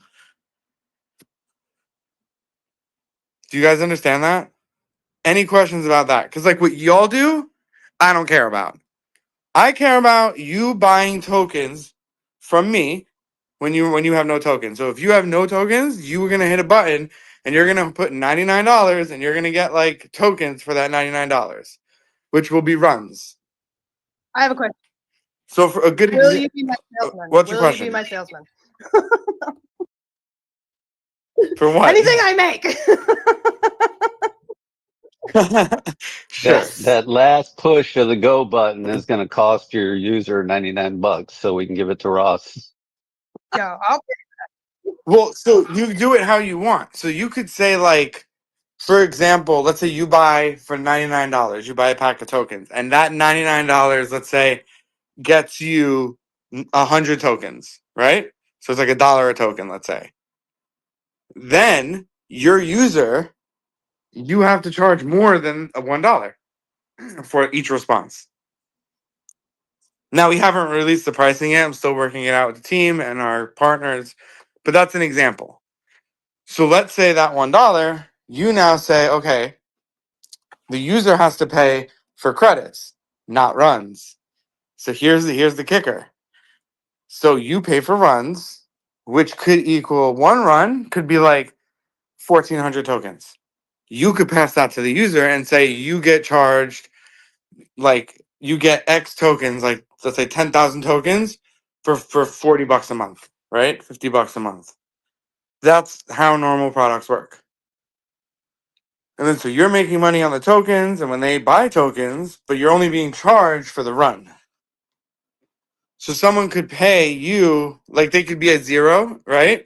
And they could purchase a pack of, let's say, I don't know, 3,000 tokens, right? 3,000 tokens in AI world is like a few paragraphs, you know? That's like AI Johns, when he runs them, those are like sometimes 3,000. I've seen them. So like imagine a nice comprehensive workflow being that's like 3,000 points. Let's say your app charges for 1,000, you charge $5. For 3,000, these are one-time fee, not monthly. For 3,000, you charge $40. So now for $40, he's gonna run it once. Cause it's gonna cost like, let's say 4,000 tokens and he only has 5, right? Then you're gonna pay $1, but you're gonna make $40. Do you see? Yeah, and that's one of the things I wanted to just come up and just kind of get clarification on, and it's making more sense. Within the advanced settings on the workflow, there's that token threshold that you can move up and down.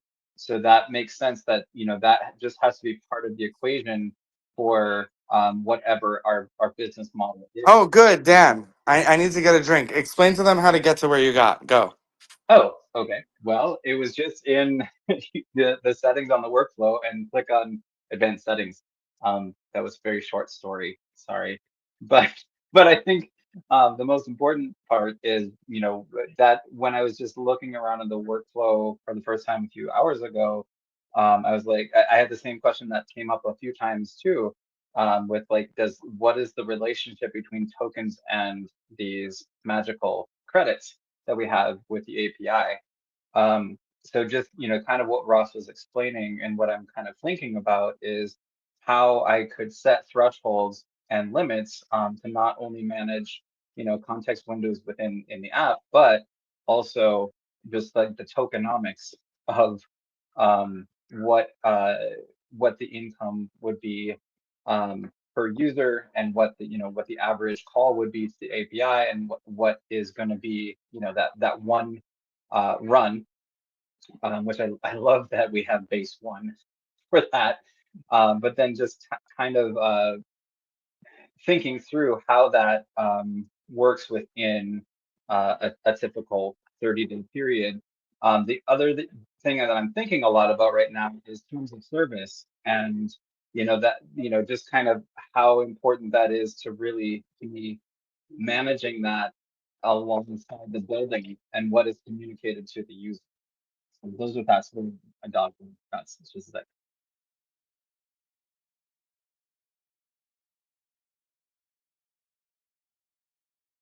Ross, did I just Okay, hear I'm my back. voice? No, I was just had my phone. I put my phone down. Yeah, no, you're right. And I'm gonna do it on stream so people can see. So where he's at is so he's in the workflow, then you hit edit. And there's like a secret little advanced model parameters. Now here you get to like instruct the model to be like more tokens, have high temperature, low temperature, top P, frequency, and presence. These are granular sort of changes that you can make to the models. And you can see it right here on stream right now. So that is correct. Someone is exploring. That is good. Now, the other cool thing I want to show you is check this out. So this is like dollars. So this is like token dollars. So you're getting to see like the raw usage that you should be charging your user. How cool is that? So all you do is go 30% higher and you make profit guaranteed. So then we do the math for you here. So when you run it, you're going to start to see the graph. It's going to start to do stuff. Money's going to start to deduct from your account, but like not really. It's showing you the real time usage for real across all models and all workflows on your account.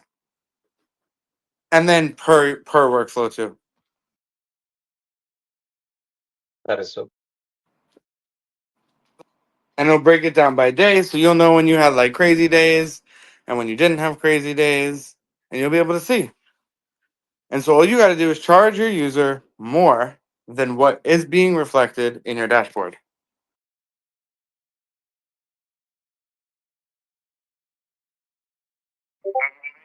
And I don't see hands, so you guys I've got gotta one. just like come up with a code word or Question. something. Just be like Question. hand, and that'll be like hand. Okay. I think you need to do that, right? Because I'm not seeing any hands. I, So go ahead. Say hand hand up. up, Hand and up. that's it. There you go. There you go. See, that's so much better If you already. have the soundboard, you can also do that too. Yeah. Go ahead, I Roro. wanted to sound so bad. So back to Dan's question with the token limit. I mean, like with AI John's, I mean, if he put that too small, then his output is sort of going to be sort of crappy. So you really got to know what you're going to be Yup. doing, and then Yeah, or you could just do nothing and it'll be okay, fine. So you could do nothing and it's set properly, right? So it's set up to be dynamic based on how many inputs you have. But if you're like, wait, it's being too lengthy, you could tell it to be shorter. And if it's being too short, you can tell it to be longer. But you should understand that implementing a global change at that moment. Can you global say for that? that workflow. Correct. Well, and we're going to be able to put workflows together, but currently each one of these modules is one workflow, and so it'll only affect that one workflow globally. Correct. Globally, correct. Yes. Not the whole entire account, but that workflow, it will affect everything that's using that workflow completely. And in real time. So like if you hit that save button, your app changes in real life.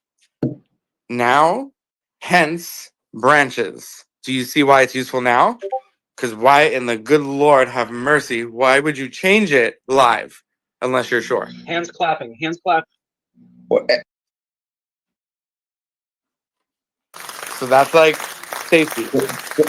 the one thing now that I have it up in Vercel is that I can go back and tweak the prompt at any time to. And it will already be in Vercel and you don't got to do anything. Yes, that's all. That's so awesome. It's absolutely beautiful. It's like amazing. This is called, by the way, new word for you guys. You know how there's UI and UX? I got a better one for you. DX, developer experience. Something we had in mind building this. DX. I love it. Again.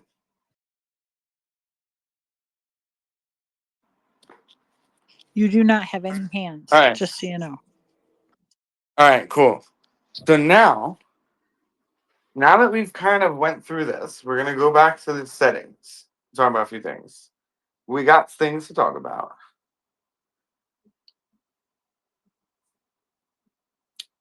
Now, I have 10,000 credits. Do you guys see that? Okay. So, when you hit upgrade, you don't want to do this because this is not ready yet.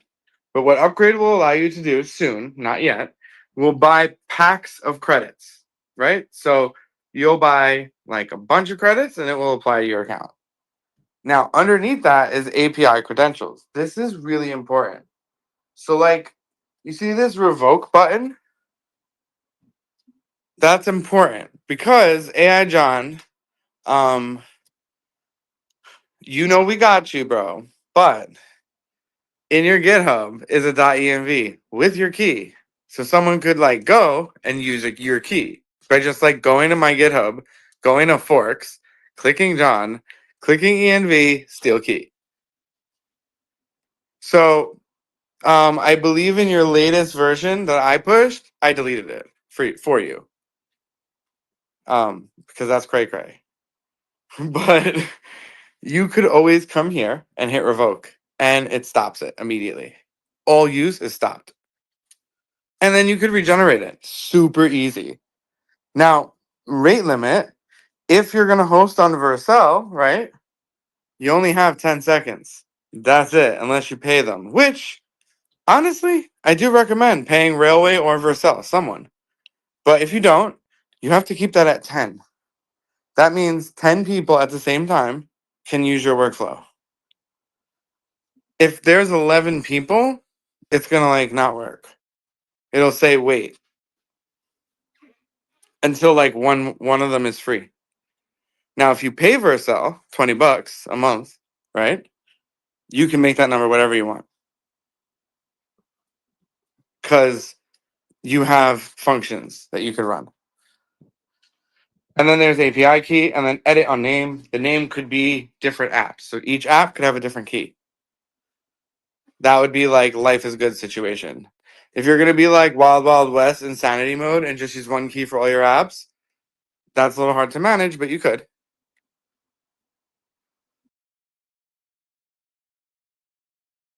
So I can do, oh, sorry, I see their hands up. I just saw Lucy. Wait, you Lucia's see hand hands, up. bro? I see no hands. Yeah, Lucia and Rutro, do you have a hand up? Yeah, I That's a think Lucia phantom and Rutro. hand for me.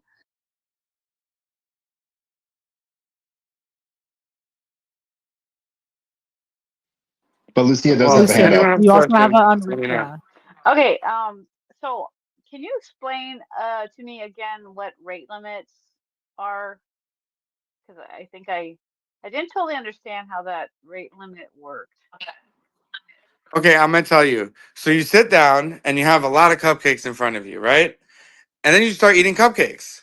You're eating one cupcake, then you start stuffing your face. Now you're at 4 cupcakes. Then you're like, wow, this is so good. Then you're 6 cupcakes deep, and you're like, yeah, I'm not stopping. And then you're like 7, 8 cupcakes in, and you're like, nope, I want more. This one looks great. Red velvet in my belly. And then you eat that 10th red velvet, right? And then you go and put another cupcake in your mouth, and then you spit it out because your body can't take any more than 10. That's a rate limit. You have to wait till you digest. Then when you digest the food and it leaves your system, you can do another 10. That's a human rate limit. Okay, so that's a rate. Okay, so that's as far as it can go. There you go. You do understand it now. See? Okay, so is that like by user then? Oh, No, by key. by key. Okay. So if you're going to be a big company and you're going to have like 1,000 people, and you want 1,000 people to eat 1,000 cupcakes at the same time, you need to make that number 1,000. Okay, so it would be like 10 people could use that key at the rate limit of 10. Yeah, and no, it means 10 people can run the workflow on your app at the same time. Okay. All right, so that wouldn't last very long. No, it would. If you have only like 100 people using your app, what are the odds 10 people hit the button at the same time? Pretty low. Okay, I got you now. Thanks. Like, you know the tier 5 with OpenAI guys? Of course we don't. That's called no, that's called a rate limit. So they're doing rate limit based on money. So they're saying if you want to change your rate limit, like if you want to make 10 1,000, you should pay more money. We're not doing that. We're letting you set it at whatever you want, as long as your host can like actually run it. Host meaning Vercel or Railway. Okay, and so because Or cPanel, actually. So if you have cPanel, you can run it there too. okay, so since Vercel, this is based on Vercel, that's why you said that you'd have to pay Vercel to get a lot more, right? Yeah, $20. Just $20 and the unlimited. Okay, a month. Yeah. Okay, but it would be Vercel A because month. this is based on Vercel, correct? No, this is based on just rate limits and functions. It depends where you host it, Yeah, so this is Lucia. hosted. If you host it on Vercel, it's based on Vercel. If you host it on Railway, totally Got it. different. And Railway and Vercel are the same type of thing. Like they're like competing companies, kind of. Sharon, can you They do the explain same thing. what you notice the differences? You use both and you pay for Railway only. What do you see Railway as compared to Vercel? Oh, I'm so sorry. Okay, so, Railway and Vercel. Well, first of all, I can do more on Railway, can't Yeah, I? yeah, you can. Why? Do you It's know all why better though? work. It's yeah, because I'm not well, I'm paying Railway now, but you can do more for free on Railway, I would say, Well, right? no, because Railway is not free. That would be true though. But Railway is Well, yeah, but minimum $5. well, I'm paying 20. I don't know what I got. No, Okay, it was so five $5. bucks Okay, no. is so 20 means you could do more. $5 means you could do a little bit, which is a lot compared to Vercel. Well, Railway just can carry a way more workload, No, I you're would say, 100% for the right. price. Yeah. Yeah, I mean, literally, yeah, yeah. Pixio runs on Railway, guys. Pixio. Pixio's crazy, giant, complicated insanity. And it runs on Railway. Because Vercel will just die if I put Pixio on Vercel. And Sharon, you pay 20 and you have the ability to run Python, all sorts of stuff. And it never shuts off. It's there forever. But you got to pay for that service. Railway is not free. You cannot actually use Railway for free. The cheapest you can get away with is entry level $5, which is literally not enough, but it's enough to get you started. Any questions on hosting stuff? Because you can host our stuff anywhere, and that's what we're going to talk about next, anyways. But any questions around that? Because I'm going super slow for you guys. Nobody gets left behind, for sure. All So right, pretty just much one what? thing. Oh, Oh sorry. yes. Just one No, more go quick ahead. thing. So Vercel and Railway are hosting sites. That's what you would call them, right? Like that would be the name of what they are? Yes, that would be the category of what their business is. Yes. Okay, like not like GoDaddy is a hosting, has Kind of. website hosting. Kind It's of? all kind of the same. Like cPanel, Railway, GoDaddy, HostGator, Vercel, and there's more too. Okay. Okay. But that, Railway and Vercel specialize more in this kind of thing. No, they specialize in serverless Next.js. Not this kind of thing, because this could run in Oh, anything, actually. got it. Okay. All Like right. we're an Thank you. API call. You can call us from any code, from any, language. It doesn't matter. Okay. That makes sense.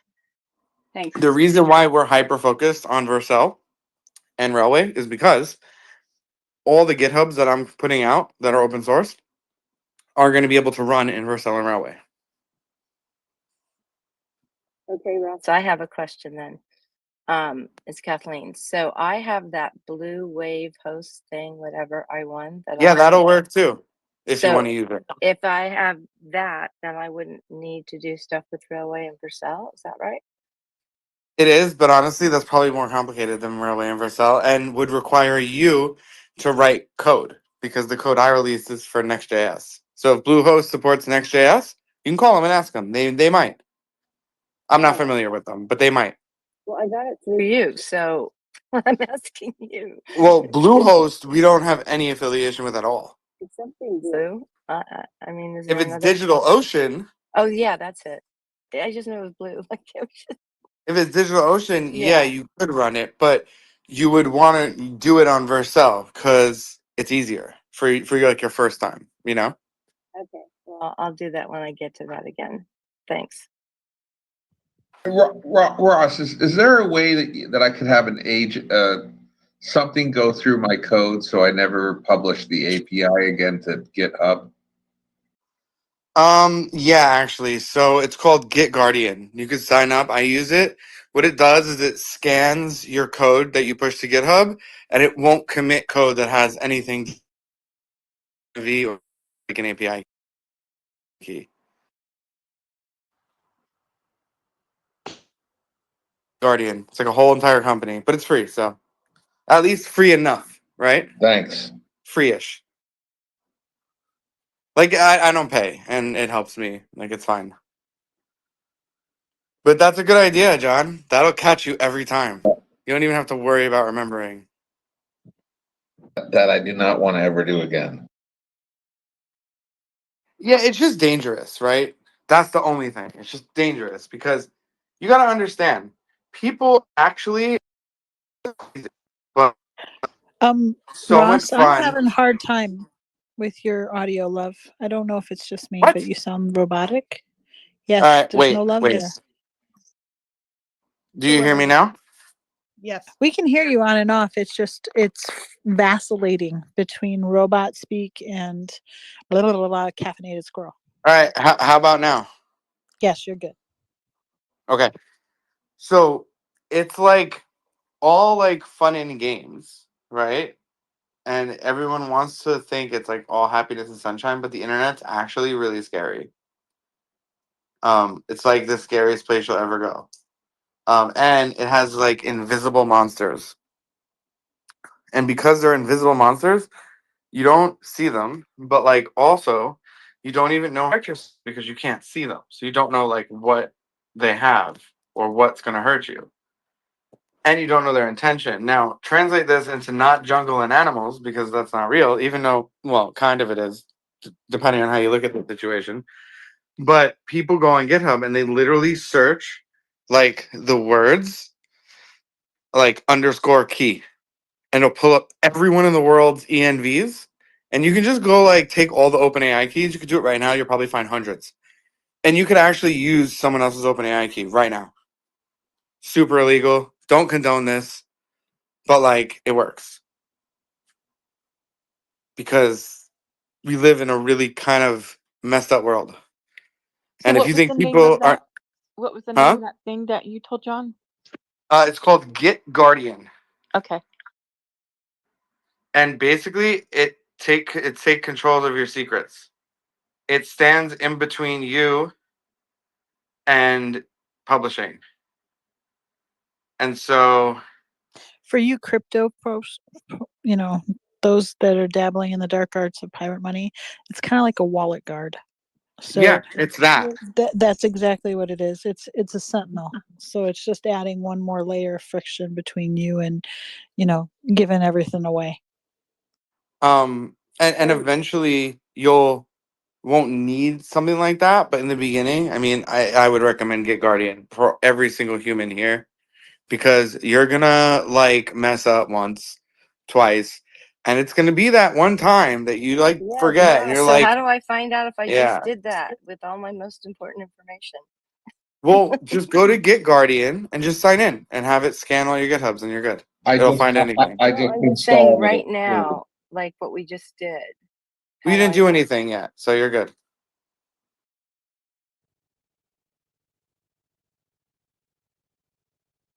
Okay, We're gonna thanks. actually go over It's deploy like in I a don't know second. what I'm doing. So if you guys go to workflows, right? I'm gonna go to one, and we're gonna go to deploy. We're gonna talk about this. This is where Kathleen was, where she was like, "Oh my god, what I do?" So deploy isn't actually a thing that you're doing when you hit it. What it is LLM food. So you give this to AI Tutor, and you're like, "Hey, dude, I want to make an app," and then he's gonna be able to make your app with just that little snippet of code. So this is the LLM food that you give it. So you can see here, it supports all these languages. Now, here's the kicker. What you don't want to do is when you give that paragraph, you want to take out your key and put like XXX 1 2 3 4 5 because you don't want to give AI your key either. If you do that, John, Git Guardian will lose its mind. So if you give AI, like OpenAI, like a key by mistake, so if you give it an AI tutor, you're chatting with O3, and you pass through this paragraph, like you did, like you've done this already, and it's fine. You know why it's fine, John? Because you can delete the key and just make a new one. But what you want to do is not pass this paragraph in full. You just want to make up a new word or letter here, so that the AI doesn't have your key and Git Guardian doesn't freak out that it's somewhere in the world, because technically you're passing it online. Technically. So if I took a picture of that code and put it into any AI, I need to go and destroy that key and start up. Yeah, you should do that anyways, because like you've already done that like probably 1,000 times. And all you gotta do is go, and it's not like you don't have to freak out. You just go to settings. I'll simulate it. I'll show you. It's the easiest thing, guys. Look, I actually use this account, so I'm not gonna fully do it, but I am going to create a key, show you how you can make a second one. Look, second key, right? And then I could like delete the second key. So you can easily delete your first key, make a new one. But it's just good precaution before you launch. Cycle the keys, like And on launch day. And I only have to go to Vercel to variables and put it in. I don't have to do the whole. No, right. You just go to ENV and Vercel and pop it in there. Super easy. So you strip it out of the deploy piece that we Yeah, discussed. because it's just safer. Does it have to be whatever you put in? Does it have to be the same length, or it could just be 1, 2, 3, 4, 5 A, B, C, D? It doesn't matter. Yeah, irrelevant. But choose like to what Kathleen said. So I could choose PHP, right? This would run on cPanel now because it's using PHP. So now you're seeing the same code we write already for you. So we have a system that I built that writes this code for every single workflow for you in real time. Using AI, of course. Come on, guys. So it writes the proper way that you interact with the API. So this would be the proper API integration for PHP. And then if I wanted to do like Apple, this is for Apple, for a mobile app, for Xcode. Lucia, looking at you. This is literally copy and That's paste. awesome. You copy and paste this to Xcode. You copy and paste it to where? Xcode by Apple. It's like VS Code, but for Apple. Okay. And then this is Python. Sharon loves Python. This is Node.js, obviously, easy. This is Bash. This is regular JavaScript. And then there's Ruby and Golang. Golang's really cool too. And I see someone like requesting. I don't know how to do that, Sarah. So.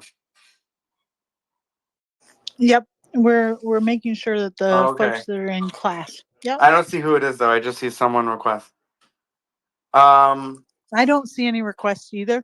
So but creepy. if you're seeing one and I'm not, then there's probably someone that we're Okay, missing. it's fine. They'll figure it out. Or they'll do it again. Now, let's say you want to stop your workflow, right? You're like, I need it to stop right now. You could hit deactivate and it makes your workflow not be able to run anymore until you reactivate it. And this is remotely, so you don't even need to mess with your code to turn it on, turn it off. This is the most important. This is how you integrate it. Everyone understand so far? So to make your own app, you take this, you give it to AI Tutor, and you're like, make me an app. And you just tell them what language to use. Now, we did this for you. What were you going to say, Sharon? I just wanted to say, isn't that glorious? The AI will, oh my gosh, I'm laughing. I can't. I just can't. I'm sorry. Well, yeah, we wanted to make it as ridiculously easy as possible. But no, the thing is the following. Who would have ever thought that we would be at this point in our lives that AI is doing all this stuff for us? I just can't. I'm here for it, honestly. Wait, so how could AI, like you put an AI tutor, say, make me an app? All right, it's not going to actually make you the app. I mean, it will, just not an iOS app, unless you have like Xcode. But yeah, it could, I guess. Yeah. But like it would make you an app right there right there. So You they have to give you type in like stuff. it'll give you 5 things of code. Oh my God, do you know what's crazy? You just gave me like the craziest idea, Lucy. You know how you love App Builder? Right? Yes, I So do. two things. Cool. App Builder is getting an update where you're going to be able Yay. to host your code indefinitely on our servers. Number one. Number two, Nice. you can actually take this snippet, right, and just give it to App Builder and be like, make me a working app, and then give it your API key. Okay. Cool. Now, Very App cool. Builder is the only place you actually can give your API key. Why? Because it's a self-contained Docker container with your app in it running. So that is safe. Because it actually doesn't send it to the AI. It takes it out of your message and puts it in a .env in the code. In your own isolated Dockerized container.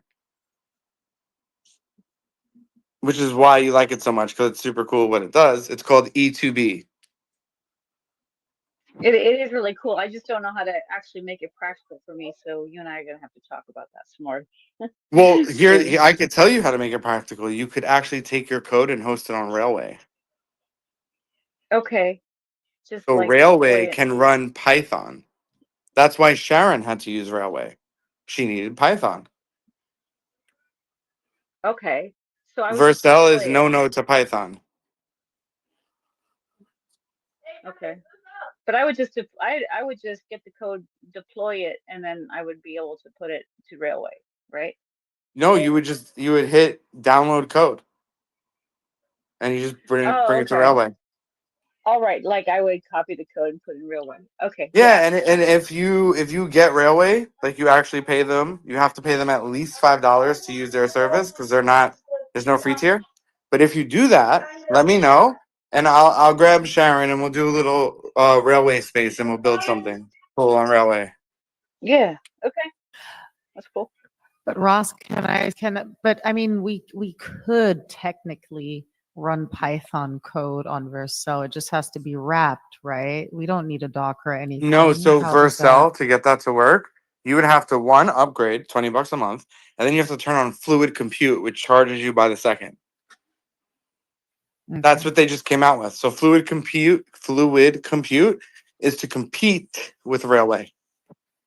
They want to win, but they ain't gonna win That's unless it's probably gonna be cheap. it's expensive. Yeah, like they're so Yeah. stupid. Like you can come out with all the features you want. I'm not gonna use any of them. It'll be turned off in every single one of my deployments. Just insane. Railway charges $5 a month, and Vercel charged by the second. No, thank you. And this is why people get like bills from Vercel for like $20,000. That's real.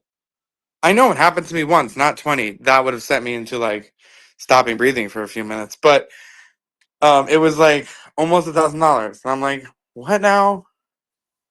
This makes no sense. How are you gonna be $20 last month? Like 600 this month? Like get over yourself. Like what's going on here? And what did I do? Just screamed.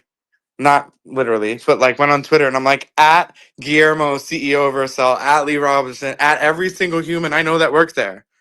What is going on? And then someone finally got back to me within like 45 minutes and they fixed it. And they were like, oh, there's like a setting that you could have turned on yesterday when we launched it. I'm like, so you launched it yesterday. Give us like a minute. And I turn the setting on and my bill just drops. And they're like, oh, we're going to do a one-time refund. I'm like, yes, you will. Like, don't do me a favor. Like that's insane. Like, are you crazy? Like, if you don't do it, my credit card will. Hello. Like, that's crazy. And so you got to be careful and always put it on credit cards, y'all. Credit cards. No debits, no bank wires. Credit. Well, I have a little story to tell too, because Perplexity, right? This is kind of full of crap. These damn AI companies. I'm sorry, Sarah, but I just want to say that quickly. and I have it on credit card, and I took my money back. So I got this darn rabbit, right? This R1, and there was 1 year membership with Perplexity AI, and yeah, they just recharged me. They didn't send me an email, nothing. I just had this year for free and they just recharged me for the whole year. I'm like, I didn't even consent to that. So I got my money back. I called my bank, and that's the beauty if you have a credit card. And I say, hey, I don't like that charge. Got it back. And yeah, that's how I canceled. I forced them. But that's not cool. They This just, happens yeah. all So the that's time. always good to have a credit Like card. I just had a situation 2 weeks ago on my Amex card that I got specifically for this because you ain't getting through Amex. Like, you think you can get through things, get through Amex. And so I signed up to some stuff to try stuff, and then I canceled it. And it was one of these like not American companies, like an AI company that's not, they're like in Shanghai or something. And if you cancel your account, they just still shamelessly charge you, even though it literally says canceled on dashboard. And so they charged me for like 2 months, and I didn't know until the second month.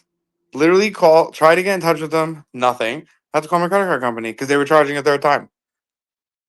Well, Ross, I had to A lot of cancel these Twitter ones because they bank on that, spelt my though. name wrong. And it took me, I had to cancel my American Express because Twitter has the invoice with the wrong spelling. So no one sees my tweets. I just had to get that off my chest. Elon. The struggle's real though, folks, and especially when you think about a lot of these companies are making it deliberately difficult to find anybody, right? You can't find them, you can't talk to them, you don't have anybody, and that is why also making sure that it's like a prepaid card, where you just have, that's your fun money or your mad money, as they used to say.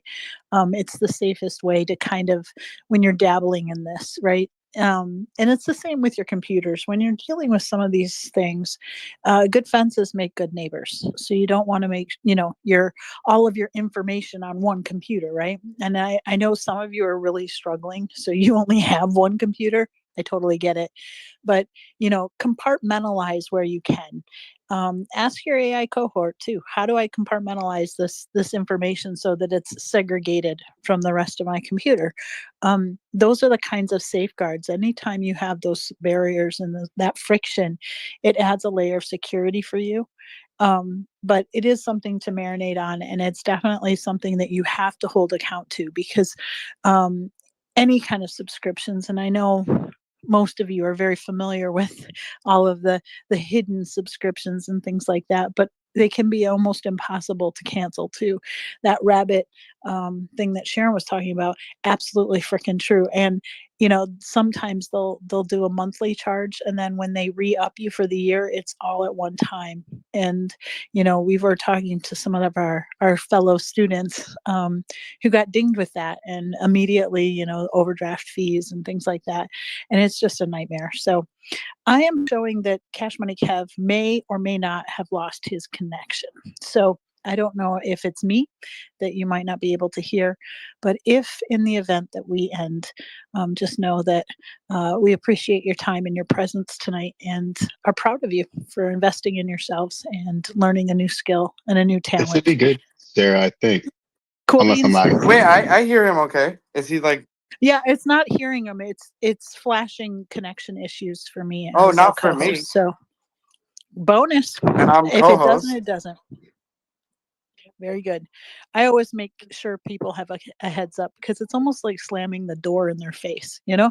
It's the same whenever you host a space, folks, just so you know. When you get ready to end the space, count 10 seconds silently and then leave the space, because if you don't, you are actually slamming the door right in someone's face mid-sentence, and it's very jarring and not a pleasant experience. So you always want to give yourself that buffer zone. But at any rate, continue, Ross. Okay. So everyone understand when they want to build an app and it's not using my GitHub and they want to just go off-road, like Sharon's probably going to do, and a lot of you, like Rutro and Masha, like when you guys want to go off-road, just take this paragraph and give it to AI. That's it. And then from there, you can describe what you want to do. So there's a few things I want to highlight that are going to be common questions that I'm already getting asked. One, I'll let Sharon answer this. Sharon, how come I can't make a drop down and a multi-select? What's the answer, Sharon?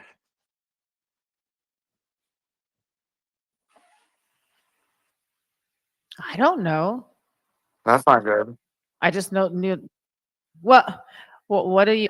You gotta well, think. You need to close your eyes. So like the neurons start synapsing and think about the question. Well, I mean, because it's, I don't know, it's highly No, I'm in your customizable or something. API right now. That's what they're telling me. And I'm choosing in the inputs and I can't choose multi-select. And I didn't answer yet. What's the answer?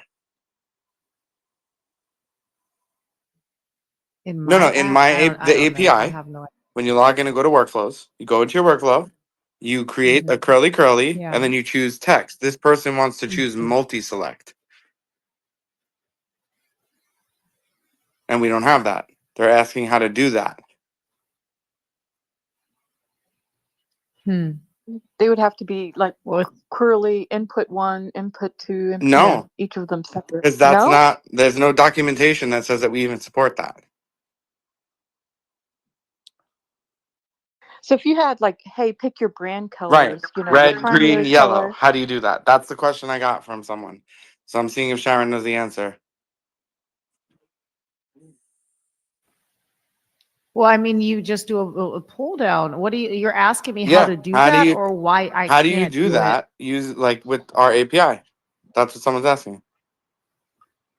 Oh, okay. Well, that I understand. Well, I kind of misunderstood. I'm not sure. We have to code it. Well, that's is that the right Just answer? create multiple inputs, multiple Exactly. variables. So between what Brad said and Sharon is the answer. You have to create multiple inputs, and then you have to make a drop down.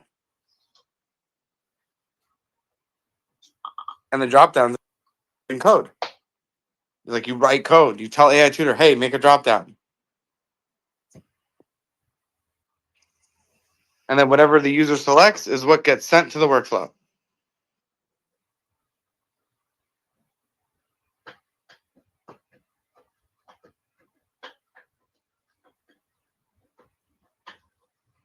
Does that make sense? So if you want to change the Yeah, that makes inputs, sense. you just code it. We do not supply drop downs. We do not supply anything beyond a text input and a box. But images is coming, right? Yeah, images are coming. But for right now, you can design any way that you want them to interact with it, whether it's through drop downs or like you can like connect little wires together to things. Like you can do whatever you want. Can you How you present it, huh? can you get standard templates on GitHub? Like I want some function that does X, Y, and Z on Next.js platform and just get that specific part of it, or you'd have to get the whole thing. No, you don't need to do that. You would just tell AI Tutor what you want to do and it'll do it. Just open Claude 3.7 and go to town. Got it. Yeah. And I went. I mean, you can think of I it went into, as a drop-down menu. Say again? Sorry, go ahead. I was going to say you can think of it as just any menu on your website, right? Like there's a drop-down on a menu, and you may choose other options. We did it when we in the last season, right? Where we had the drop down menus. Yeah, And we set those up in the page, what the nav bar items. exactly. So it's the same kind of coding. It's identically the same coding. Yeah. And what's cool is you can be like, I'm on this website, AI Tutor. Here's a picture of this nav bar. I want this. And it'll copy whatever image you give it and put it into your app. And that's amazing. And I just to let everybody know, I canceled both of my APIs, and then I created new ones and put them in Vercel, and everything works. So yeah, that's it's super easy and really great. Also, can you send me a link to your Vercel, or can you post it here so they could see? Yes. I want you guys to see what he made, what you can actually do. And I think I'm like 99.9% sure this is probably John's first app start to finish that he built. He can confirm though, but I'm pretty sure. Yeah, but I mean, there's no way I could have done it without your help and everyone's help. It's so put the link of my Vercel into the Yeah. okay. And remember, just because you're putting it here, it's okay because you can always go and you could always go and change the actual URL. So like it's a temporary URL. Think of it like when you come to ITT and I do demos, right? And then it goes away because I changed the domain, John. You could do the same thing. You can even get a real domain off your domain and put it on Vercel. We're actually going to learn that next week. Importing our domain to Vercel. Perfect. You can make a subdomain. That's awesome. I'm doing it. So I put that in Slack. I put the Vercel. Awesome. Now, if you guys go to Slack, you can actually, okay, almost. So, John, you have to give us the public link, not this link. Ross, just so you know, Jack does have a question. Yeah, sure. I don't see it though. Just real quick. I don't know if you guys are aware, or maybe it's just me. The stream seems to just be in like forever waiting. Yeah, it looks stuck to me too. I'm not Just try exactly refreshing. sure what's going on. I Yeah, refreshed. It doesn't do anything. Oh, now it does. Okay. Yeah. So, I want to show you guys two things.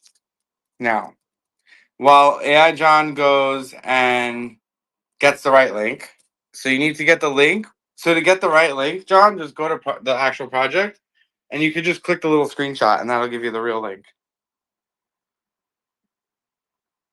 Okay. So two things I want you guys to have. So first, if you look at the stream, this is what was created for you guys. Let me know when you see the stream update.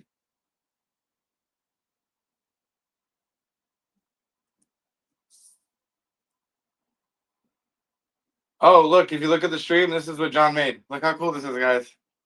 This is a customized app built with this API. And you can see it has a drop down with different workflows that can be ran straight from his live website. It's live, guys. And I don't know if he put the EMVs in, if it works. Does it work, John? You tried it? Yeah, it totally works. Yeah. Let's see.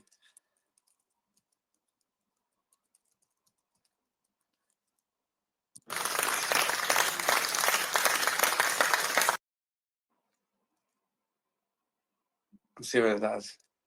So when I hit run, it's either gonna fail or work. Oh, it says it failed, so you might need to redeploy it, John, if you put the key. I'll redeploy it. Yeah, that's what I missed to do. Yep, you got after you do the key, you got to redeploy it and it'll work. Because it says, please provide a valid secret key. So I go to Just go to Vercel and hit redeploy. I go to deployments. And click the three dots and redeploy the latest one. Oh, okay. Now, guys, if you look at my screen, this is the app that was created for you. Look, everyone can go to it right now, and you can see it. you have the GitHub link, and this is what we're going to do next week. So you can feel free to fork it, and you can see it. You basically could sign up. I'm going to sign up with my email. We'll do a nice, easy password. And we're going to sign up. So now I'm signing into this app. Look how cool this is, guys. This is not a new thing in AI Tutor. This is our open source app for all of you guys that Alistair built. Look at this. I was about to say, did Alistair This is build that? That's Alistair's so like nice. madman Frankenstein work. Wow. You have a real subscription that you can manage with Stripe. You have workflows that you could run that look gorgeous. And you could change how this looks. You can even do chatbot and streaming. So like this is a chatbot like embeddable. And then there's streaming, which is totally different. So I could be like, hey, and that's actually streaming. Look, like ChatGPT does. So we do support streaming in this release. Now, if you pay attention to the bottom, it says messages left 5. And then if I go and run more workflows, he even created a way that it rate limits itself and allow you to adjust this. And you can, it has team members, it has activity, so you can see what you did, security to change your password, and all the features of the API. And it's literally ready to go. The only thing you have to do is add like a pricing page and make it look nice and pretty. But you can see everything's already here. Look at the pricing that's already set up for you. And then the user can choose whichever one they want. And then it will go to Stripe. But this one's not connected to Stripe, obviously. It's a demo. So you guys can see what it looks like. So there's this. This is a full feature app, which we're going to build together. And then there's the API demo, which I'm going to show you. There's 2 things I want to give you guys that are all public. These are all public links you should fork like immediately. This one has chain and multi. So John and Sharon graciously donated their code to put it in the public repo for every single person to use and try. And of course, they made adjustments to their code, and that's theirs. They're not expected to open source their stuff.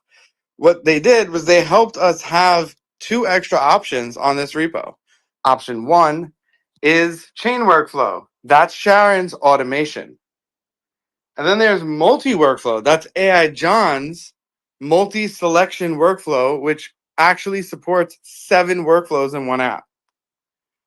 And anything else is sheer creativity, and you guys can build whatever you want. But we're going to give you ironclad examples that are buildable and workable right now.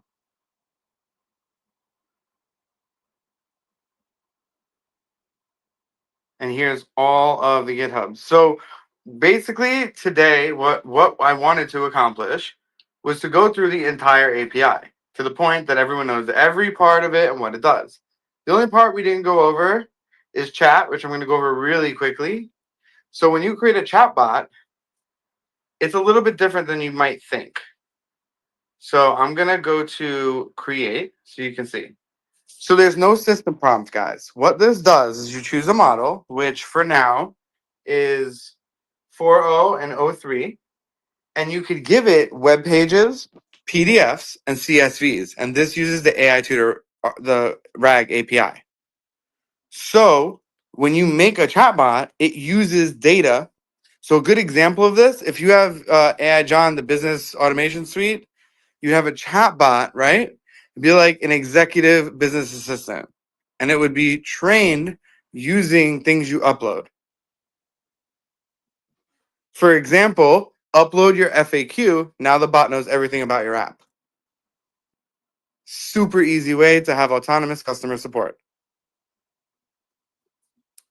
And unless anyone has any questions, and if you did not get upgraded and you do not have access to the API, let me know in Slack, number one. Number two, all your extra credits will happen after this. So I'm going to be applying credits to people right after this. I'll reach out to you if I need anything. And throughout the entire season 7, we are going to be giving away AI Tutor API tokens. It's going to be fun. I have a question. Sorry. Go ahead. I am enjoying this soundboard, just so you know. It's about the only way. I can't give emojis all the time, so it's only like 6 to 1, half dozen the other. And so I have decided to totally devolve into a 5-year-old with a cool soundboard. And It's fun, right? It's yeah, definitely it is. It is. I love you. Go ahead. Oh, you should have hit the bell right there, sir. No, hey Ross, because you know I'm huge on Botcraft Pro. So what do I use now? Botcraft Pro or those chatbot or the chatbot that you just showed us? Like what? So Botcraft Pro still is different because it lets you create a system prompt. This does not. This is different. They're just two different things. Okay, so where I would use. Can you just give me maybe two different examples of what I would use one over the other, or why I would use one? Like your like bot that curses at you, that would be Botcraft Okay. because it has to curse at you and stuff. This will not. Okay, but say I'm setting up like a customer support chatbot for a cleaning business. Well, this is great because then you can upload all the cleaning business PDFs. Okay, so I would use this over that then. And this is so much easier to integrate and use. Okay, gotcha. Okay, thank you. No worries. Any other questions? Yeah, I'm not sure if that's a fake hand, Fake hand Jack, round? or I raised it for you so that your hand would be seen. oh, that's funny. Ross, I just wanted to know, thanks so much, Jack. I just wanted to know the chatbot, right? So you say web, so this is what directly interacts with the RAG. Directly, yeah. You can only use it with, what if you would use it without, could you use it without? Yeah, you just upload a Or no? PDF of what you wanted to know.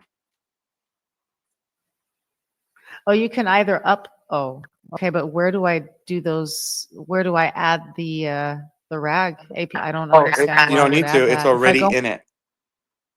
Like our application's built with it inside of it. You can then, as a user, use RAG API for whatever else you want. But we're actually using it internally here. So you don't have to do anything. Okay, and so I definitely have to, if I want to, the data has to be in the RAG API for sure. Then to use these plus buttons there. Web So you can use PDF, them and here CSV. without the RAG API. You would go to the RAG API Ah. separately for other things you want to do, like to make your own database of RAG. That has nothing to do with this. It's just a separate, Are like, we gonna? there's going to be a button up here that's going to say RAG API. That's going to shift you there. Oh, now I understand. Okay, now I get it. So this is really just for whatever documentation you want to add, CSV file, PDF, or Yep. web page, and then for RAG, there will be an extra Yeah, like button. let's Okay, say now you I had get a it. CSV of like, I don't know, a class, like all the 10th grade classes. Let's say there's 20 10th grade classes in this big giant school. You could put all their grades in a CSV and start talking to the grades. That's useful in the for this, for example. Yes. Yeah, I just wanted to understand what the difference, how the different data, from RAG to this. I just wanted to know that. Well, the Okay. RAG So there will be an API extra button. yeah, the RAG API does not need a workflow to run. So you could just I create understand your own that. chatbot that uses RAG. Your own RAG. That makes sense. I think yeah. I just wanted to know where the difference is between RAG and these 3 buttons here. There's That's no all I wanted difference. to This is know. just using RAG. Just you don't get to control the RAG Mhm. because it's being used internally. Like we're using it. We're leveraging our own technology. Okay, so that's in the Yep. back But you end can of these actually 3. go to RAG Okay, and do it yourself too. I get it. Okay. I Super totally vac. get it. Yeah. Yeah. And Ross, we can. So the thing that I did, I can clone that, and then so then I just focus on the the workflows, and I've got a platform that I can put a gazillion workflows on in various configurations. Oh yeah, and you don't even got to do it alone. The first thing we do next week is cloning Alistair's repo and begin building it. And the thing's deployed if you want to check it out. Oh, nice. I'll check it out after for sure. And also really quick before we end, I put in the Jumbotron. You guys can check out this share by Nick. And here's the coolest thing, guys. A whole new feature. Now you can share your chats. And so you can read through everything he chatted with in Multibot. It's called a public chat share, new feature of AI Tutor Multibot. So yeah, that definitely concludes this class. I hope you guys found the intro helpful. I know it's overwhelming, but y'all came to learn, right? So we're gonna learn. And first, we have to learn how to use the tool before we build anything. Like no building unless we know what we're doing. That's like the first rule. So today was about understanding the resources and technology that we have at our fingertips that we can begin to use and leverage in what we're building on our own for our own brand and our own products. That's what season 7 is all about, building AI enhanced products. This is just the first one. We have a few lined up for this season.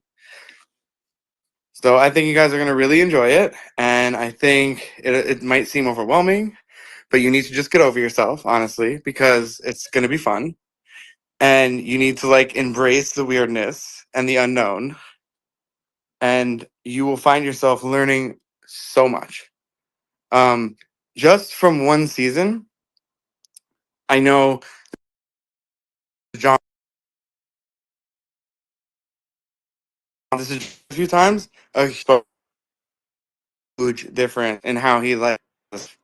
You know, John, you do. See, you know, one after season kind of is rough. Shane the oldest because like season 1 right now. Ross, you've gone full on robot. Ross, I am having a very hard time hearing you, honey bear. Okay, hold on. Do you hear me right now? I just did something. Negative. You are a robot. Hold on. How about now? That was me. How A about little now? bit better. Okay. A little bit I better. was asking John if he notices a difference from season 1 to now, how different and how much more things he knows. Absolutely. I feel like I can navigate it. And I feel like that I have the tools that I could do so many things. And with having the community, you know, if I get stuck, but I now, when I started, the frustrations were, I was in the back of my mind figuring out how I can get out of this and just walk away. But you guys didn't allow that. And then by going through that, like today was so joyful and so much fun that the challenges, you kind of, I've gotten to a point where I kind of revel in them a little bit so I can show what I've done and I can kind of see the landscape moving forward. So, I mean, what you've done in my life is off the charts. So I can't thank you all enough. I love hearing this from you, John. I just do. I think, it's fun to watch the evolution, and it's a tremendous privilege. Season 1 up now, we are now starting season 7. It's incredible, absolutely mind blowing how people's lives are changed. And what's so funny too is that we all go through that moment. And it sounds so weird, but and you don't really feel it. You think to yourself, oh my gosh, I'm the only one. Nah, we've all been there and we'll all be there again. And it's just one of those things that we all get to take a part of when you're learning in public and being transparent about the things that you're learning and embracing your wins and your losses, right? So at any rate, my final thoughts, I apologize ahead of time for the background noise. We are having a hackathon in our living room with a bunch of kids on spring break. But tomorrow morning, 11 a.m. So we're looking at the clock here. It's about 12 hours and 15 minutes from now. You will come and we'll do this whole thing again, but it'll take about an hour, and you can kind of revisit it, think about the processes, because tonight you've got a lot to marinate on and a lot of things that you're going to kind of suss out. What are you going to use this for? How are you going to do it? What are you going to enhance? How are you going to lean into those AI tools and cohorts? And what does a stack look like to you? What does your flow look like? And are you going to make it public? Are you going to keep it to yourself? Those are questions too. So Magna has his hand up, so I want to get to him real quick. I think Lucia has Yeah, I one just want thing. to Go ahead, Magna. real quick question about where making sure that the StreamYard feed is going to be available somewhere in a specific location for every class for this Yeah, particular so they're ahead yeah, of so time so they're that we on. You're know. gonna be on YouTube, but as soon as this ends, I'm gonna post it in Slack, so you'll be able to click it right from Slack. Wonderful, thank you. Excellent. I always love it when a plan comes together. For those of you who know who the A team are, Lucia, go ahead, my friends. Yeah, so I just wanted to say thank you for this really fun class. I don't understand all of it. I understand a lot, I guess, but I'm nowhere near ready for. I'm still just a beginner student in all of this stuff. Like I barely knew what Vercel was and Railway was until like last week. So I I've been trying to figure it all out.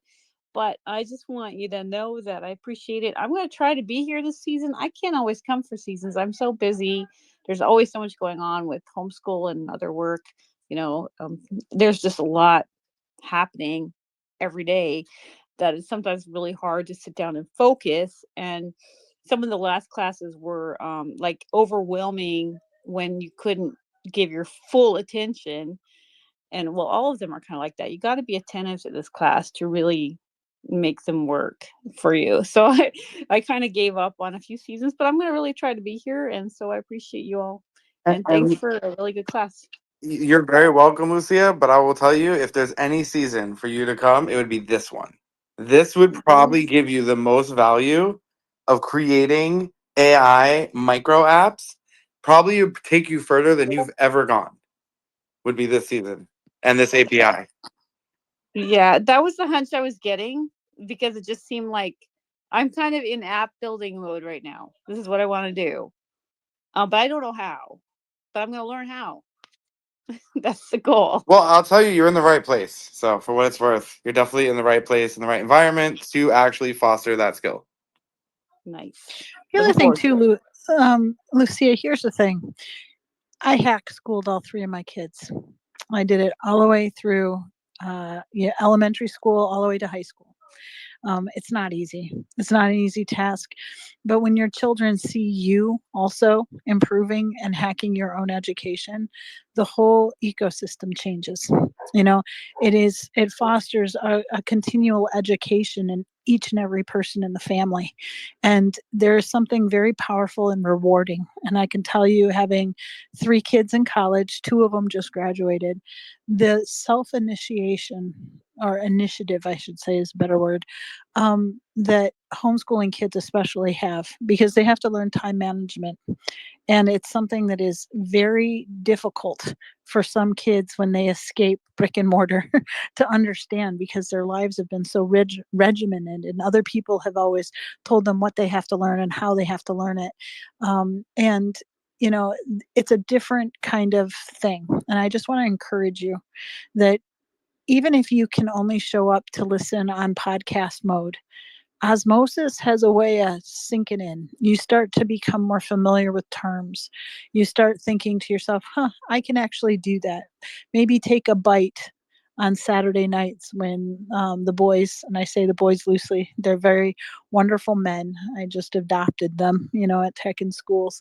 But, they have demos. That's a great gateway drug for AI. when you're learning little chunks to see what it's capable of. And when you sit in on these seasons, now granted, you have to be here, you must be present to win.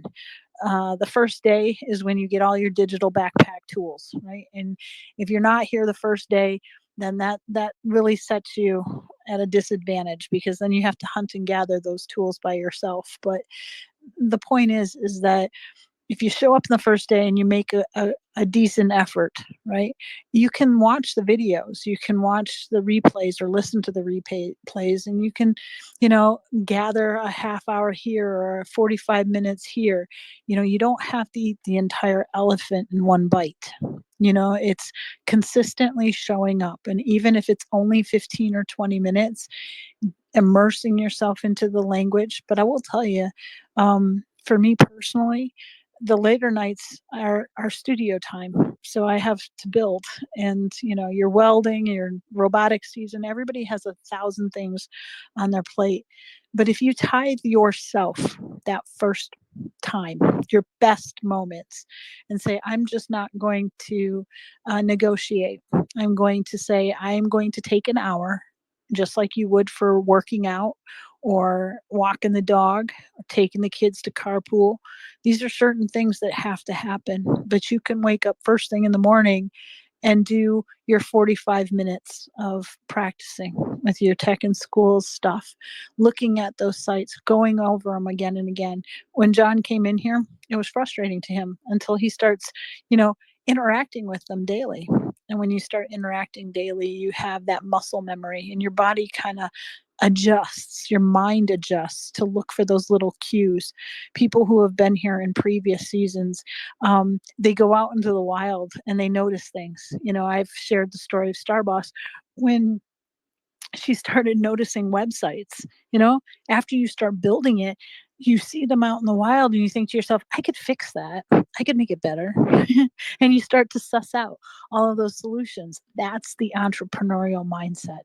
That's what each and every one of you are capable of.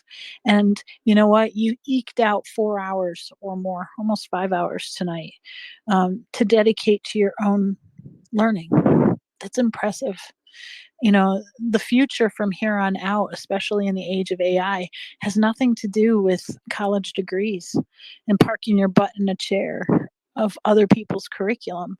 It's you showing your GitHub. It's you showing your repos. It's you showing the things that you've built in public, and other people can see. They can see your progression. That is your living and breathing transcript. And that is how you're going to gain customers. That's how you're going to gain proficiencies. That's how you're going to gain, funding for your dreams and aspirations. So continue to do that, even bit by bit. And Lucia, I'm very, very proud of you for being here tonight. As I said before, Thursday mornings, so in about 12 hours, we're going to do this again, but it's only going to take an hour, right? And you're going to get her done, got her did, and hopefully work on the rest of the things that you're going to need to hunt and gather when you're thinking of ideas for apps, when you're thinking of ideas for these little micro AI interactions, things that solve problems, things that are problems for yourself. Because if you have a problem, 9 times out of 10, somebody else does too. These are all profitable ways to have multiple streams of income and live the life that you envision for yourself. Some people clock in and are employees and they're perfectly happy. A 9 to 5, no worries after that.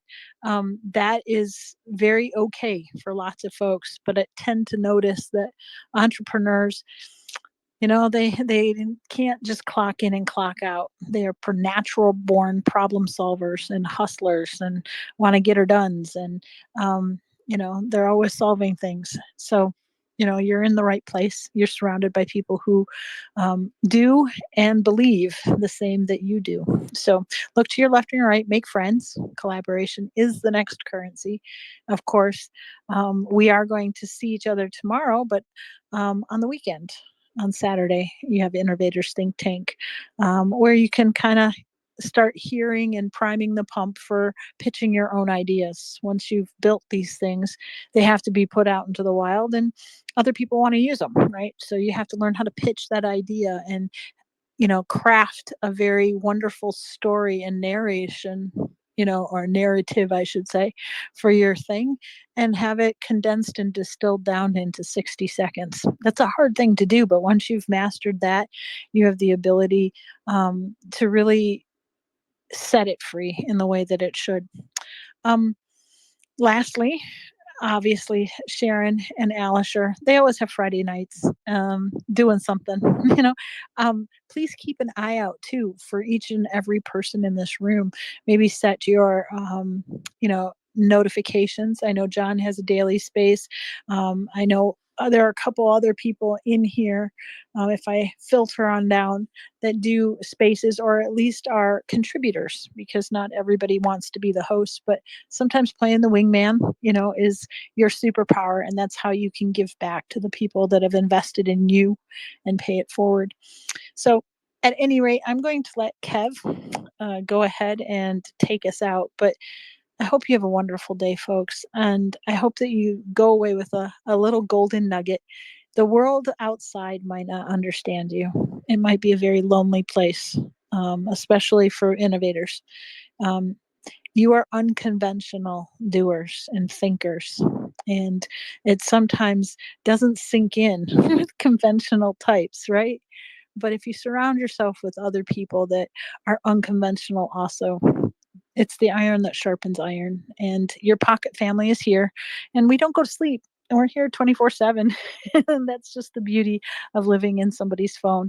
These are actually real people. I'm sure we have some AIs in the audience as well, but they're always welcome too. We want to welcome them before they take us over, fair and square, Skynet style. So at any rate, have a wonderful evening. I hope that all your good dreams catch you. And for those of you, Masha and Dave, who are future dwellers welcoming the sunrise, I hope the day treats you kindly. You all have a wonderful evening. Take care. Awesome, Sarah. And before I close this out, I know Ross has some closing notes as well. So I'll give it over to Ross before I officially close this out. Yeah, so just two really quick things. One, on the Innovators Think Tank, like Cash Money Kev said, I'm not putting anything in the first one, so don't join the first class. That's like in the past. Join this season 7, and that's where you'll find a few things that you want. So you're gonna want the GitHubs with all the branches going to be listed there. You're gonna want the instant replay from tonight. All that will be inside the private area on Innovators Think Tank. So make sure you go there so you can get it.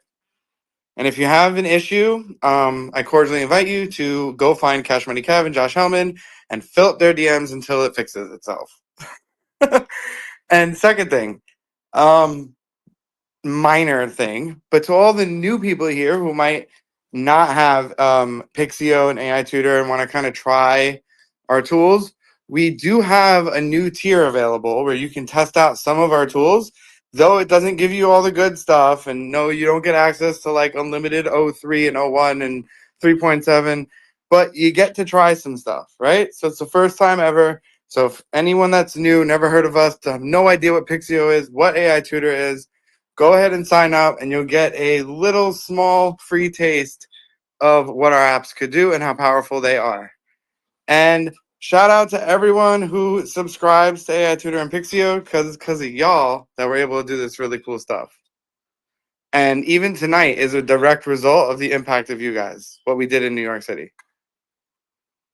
So that is my closing notes.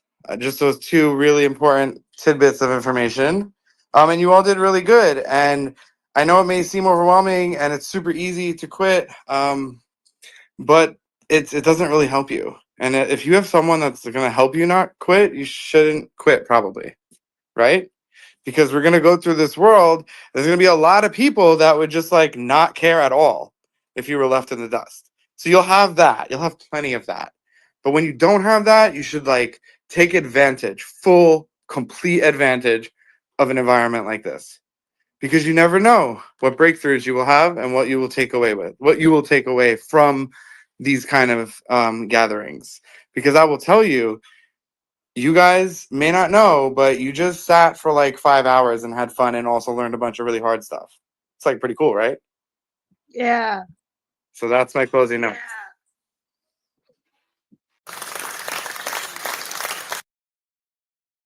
You beat me to it, Sarah. You beat me to it. I was literally gonna do the claps, but you've been on top of it tonight with them.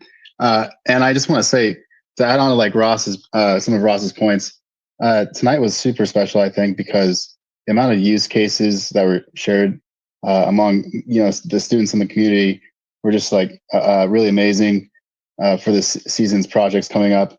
And I gotta give props to Ross too, because he really went into depth and made sure everybody was on the same page, and making sure everybody's ready to build out these incredible little mini apps with AI enhancements, pretty much working in the background. And so I think just the real life use cases shared amongst you guys and all that was priceless, priceless. And as Sarah mentioned too, it really is just a true example of how powerful collaboration is amongst your peers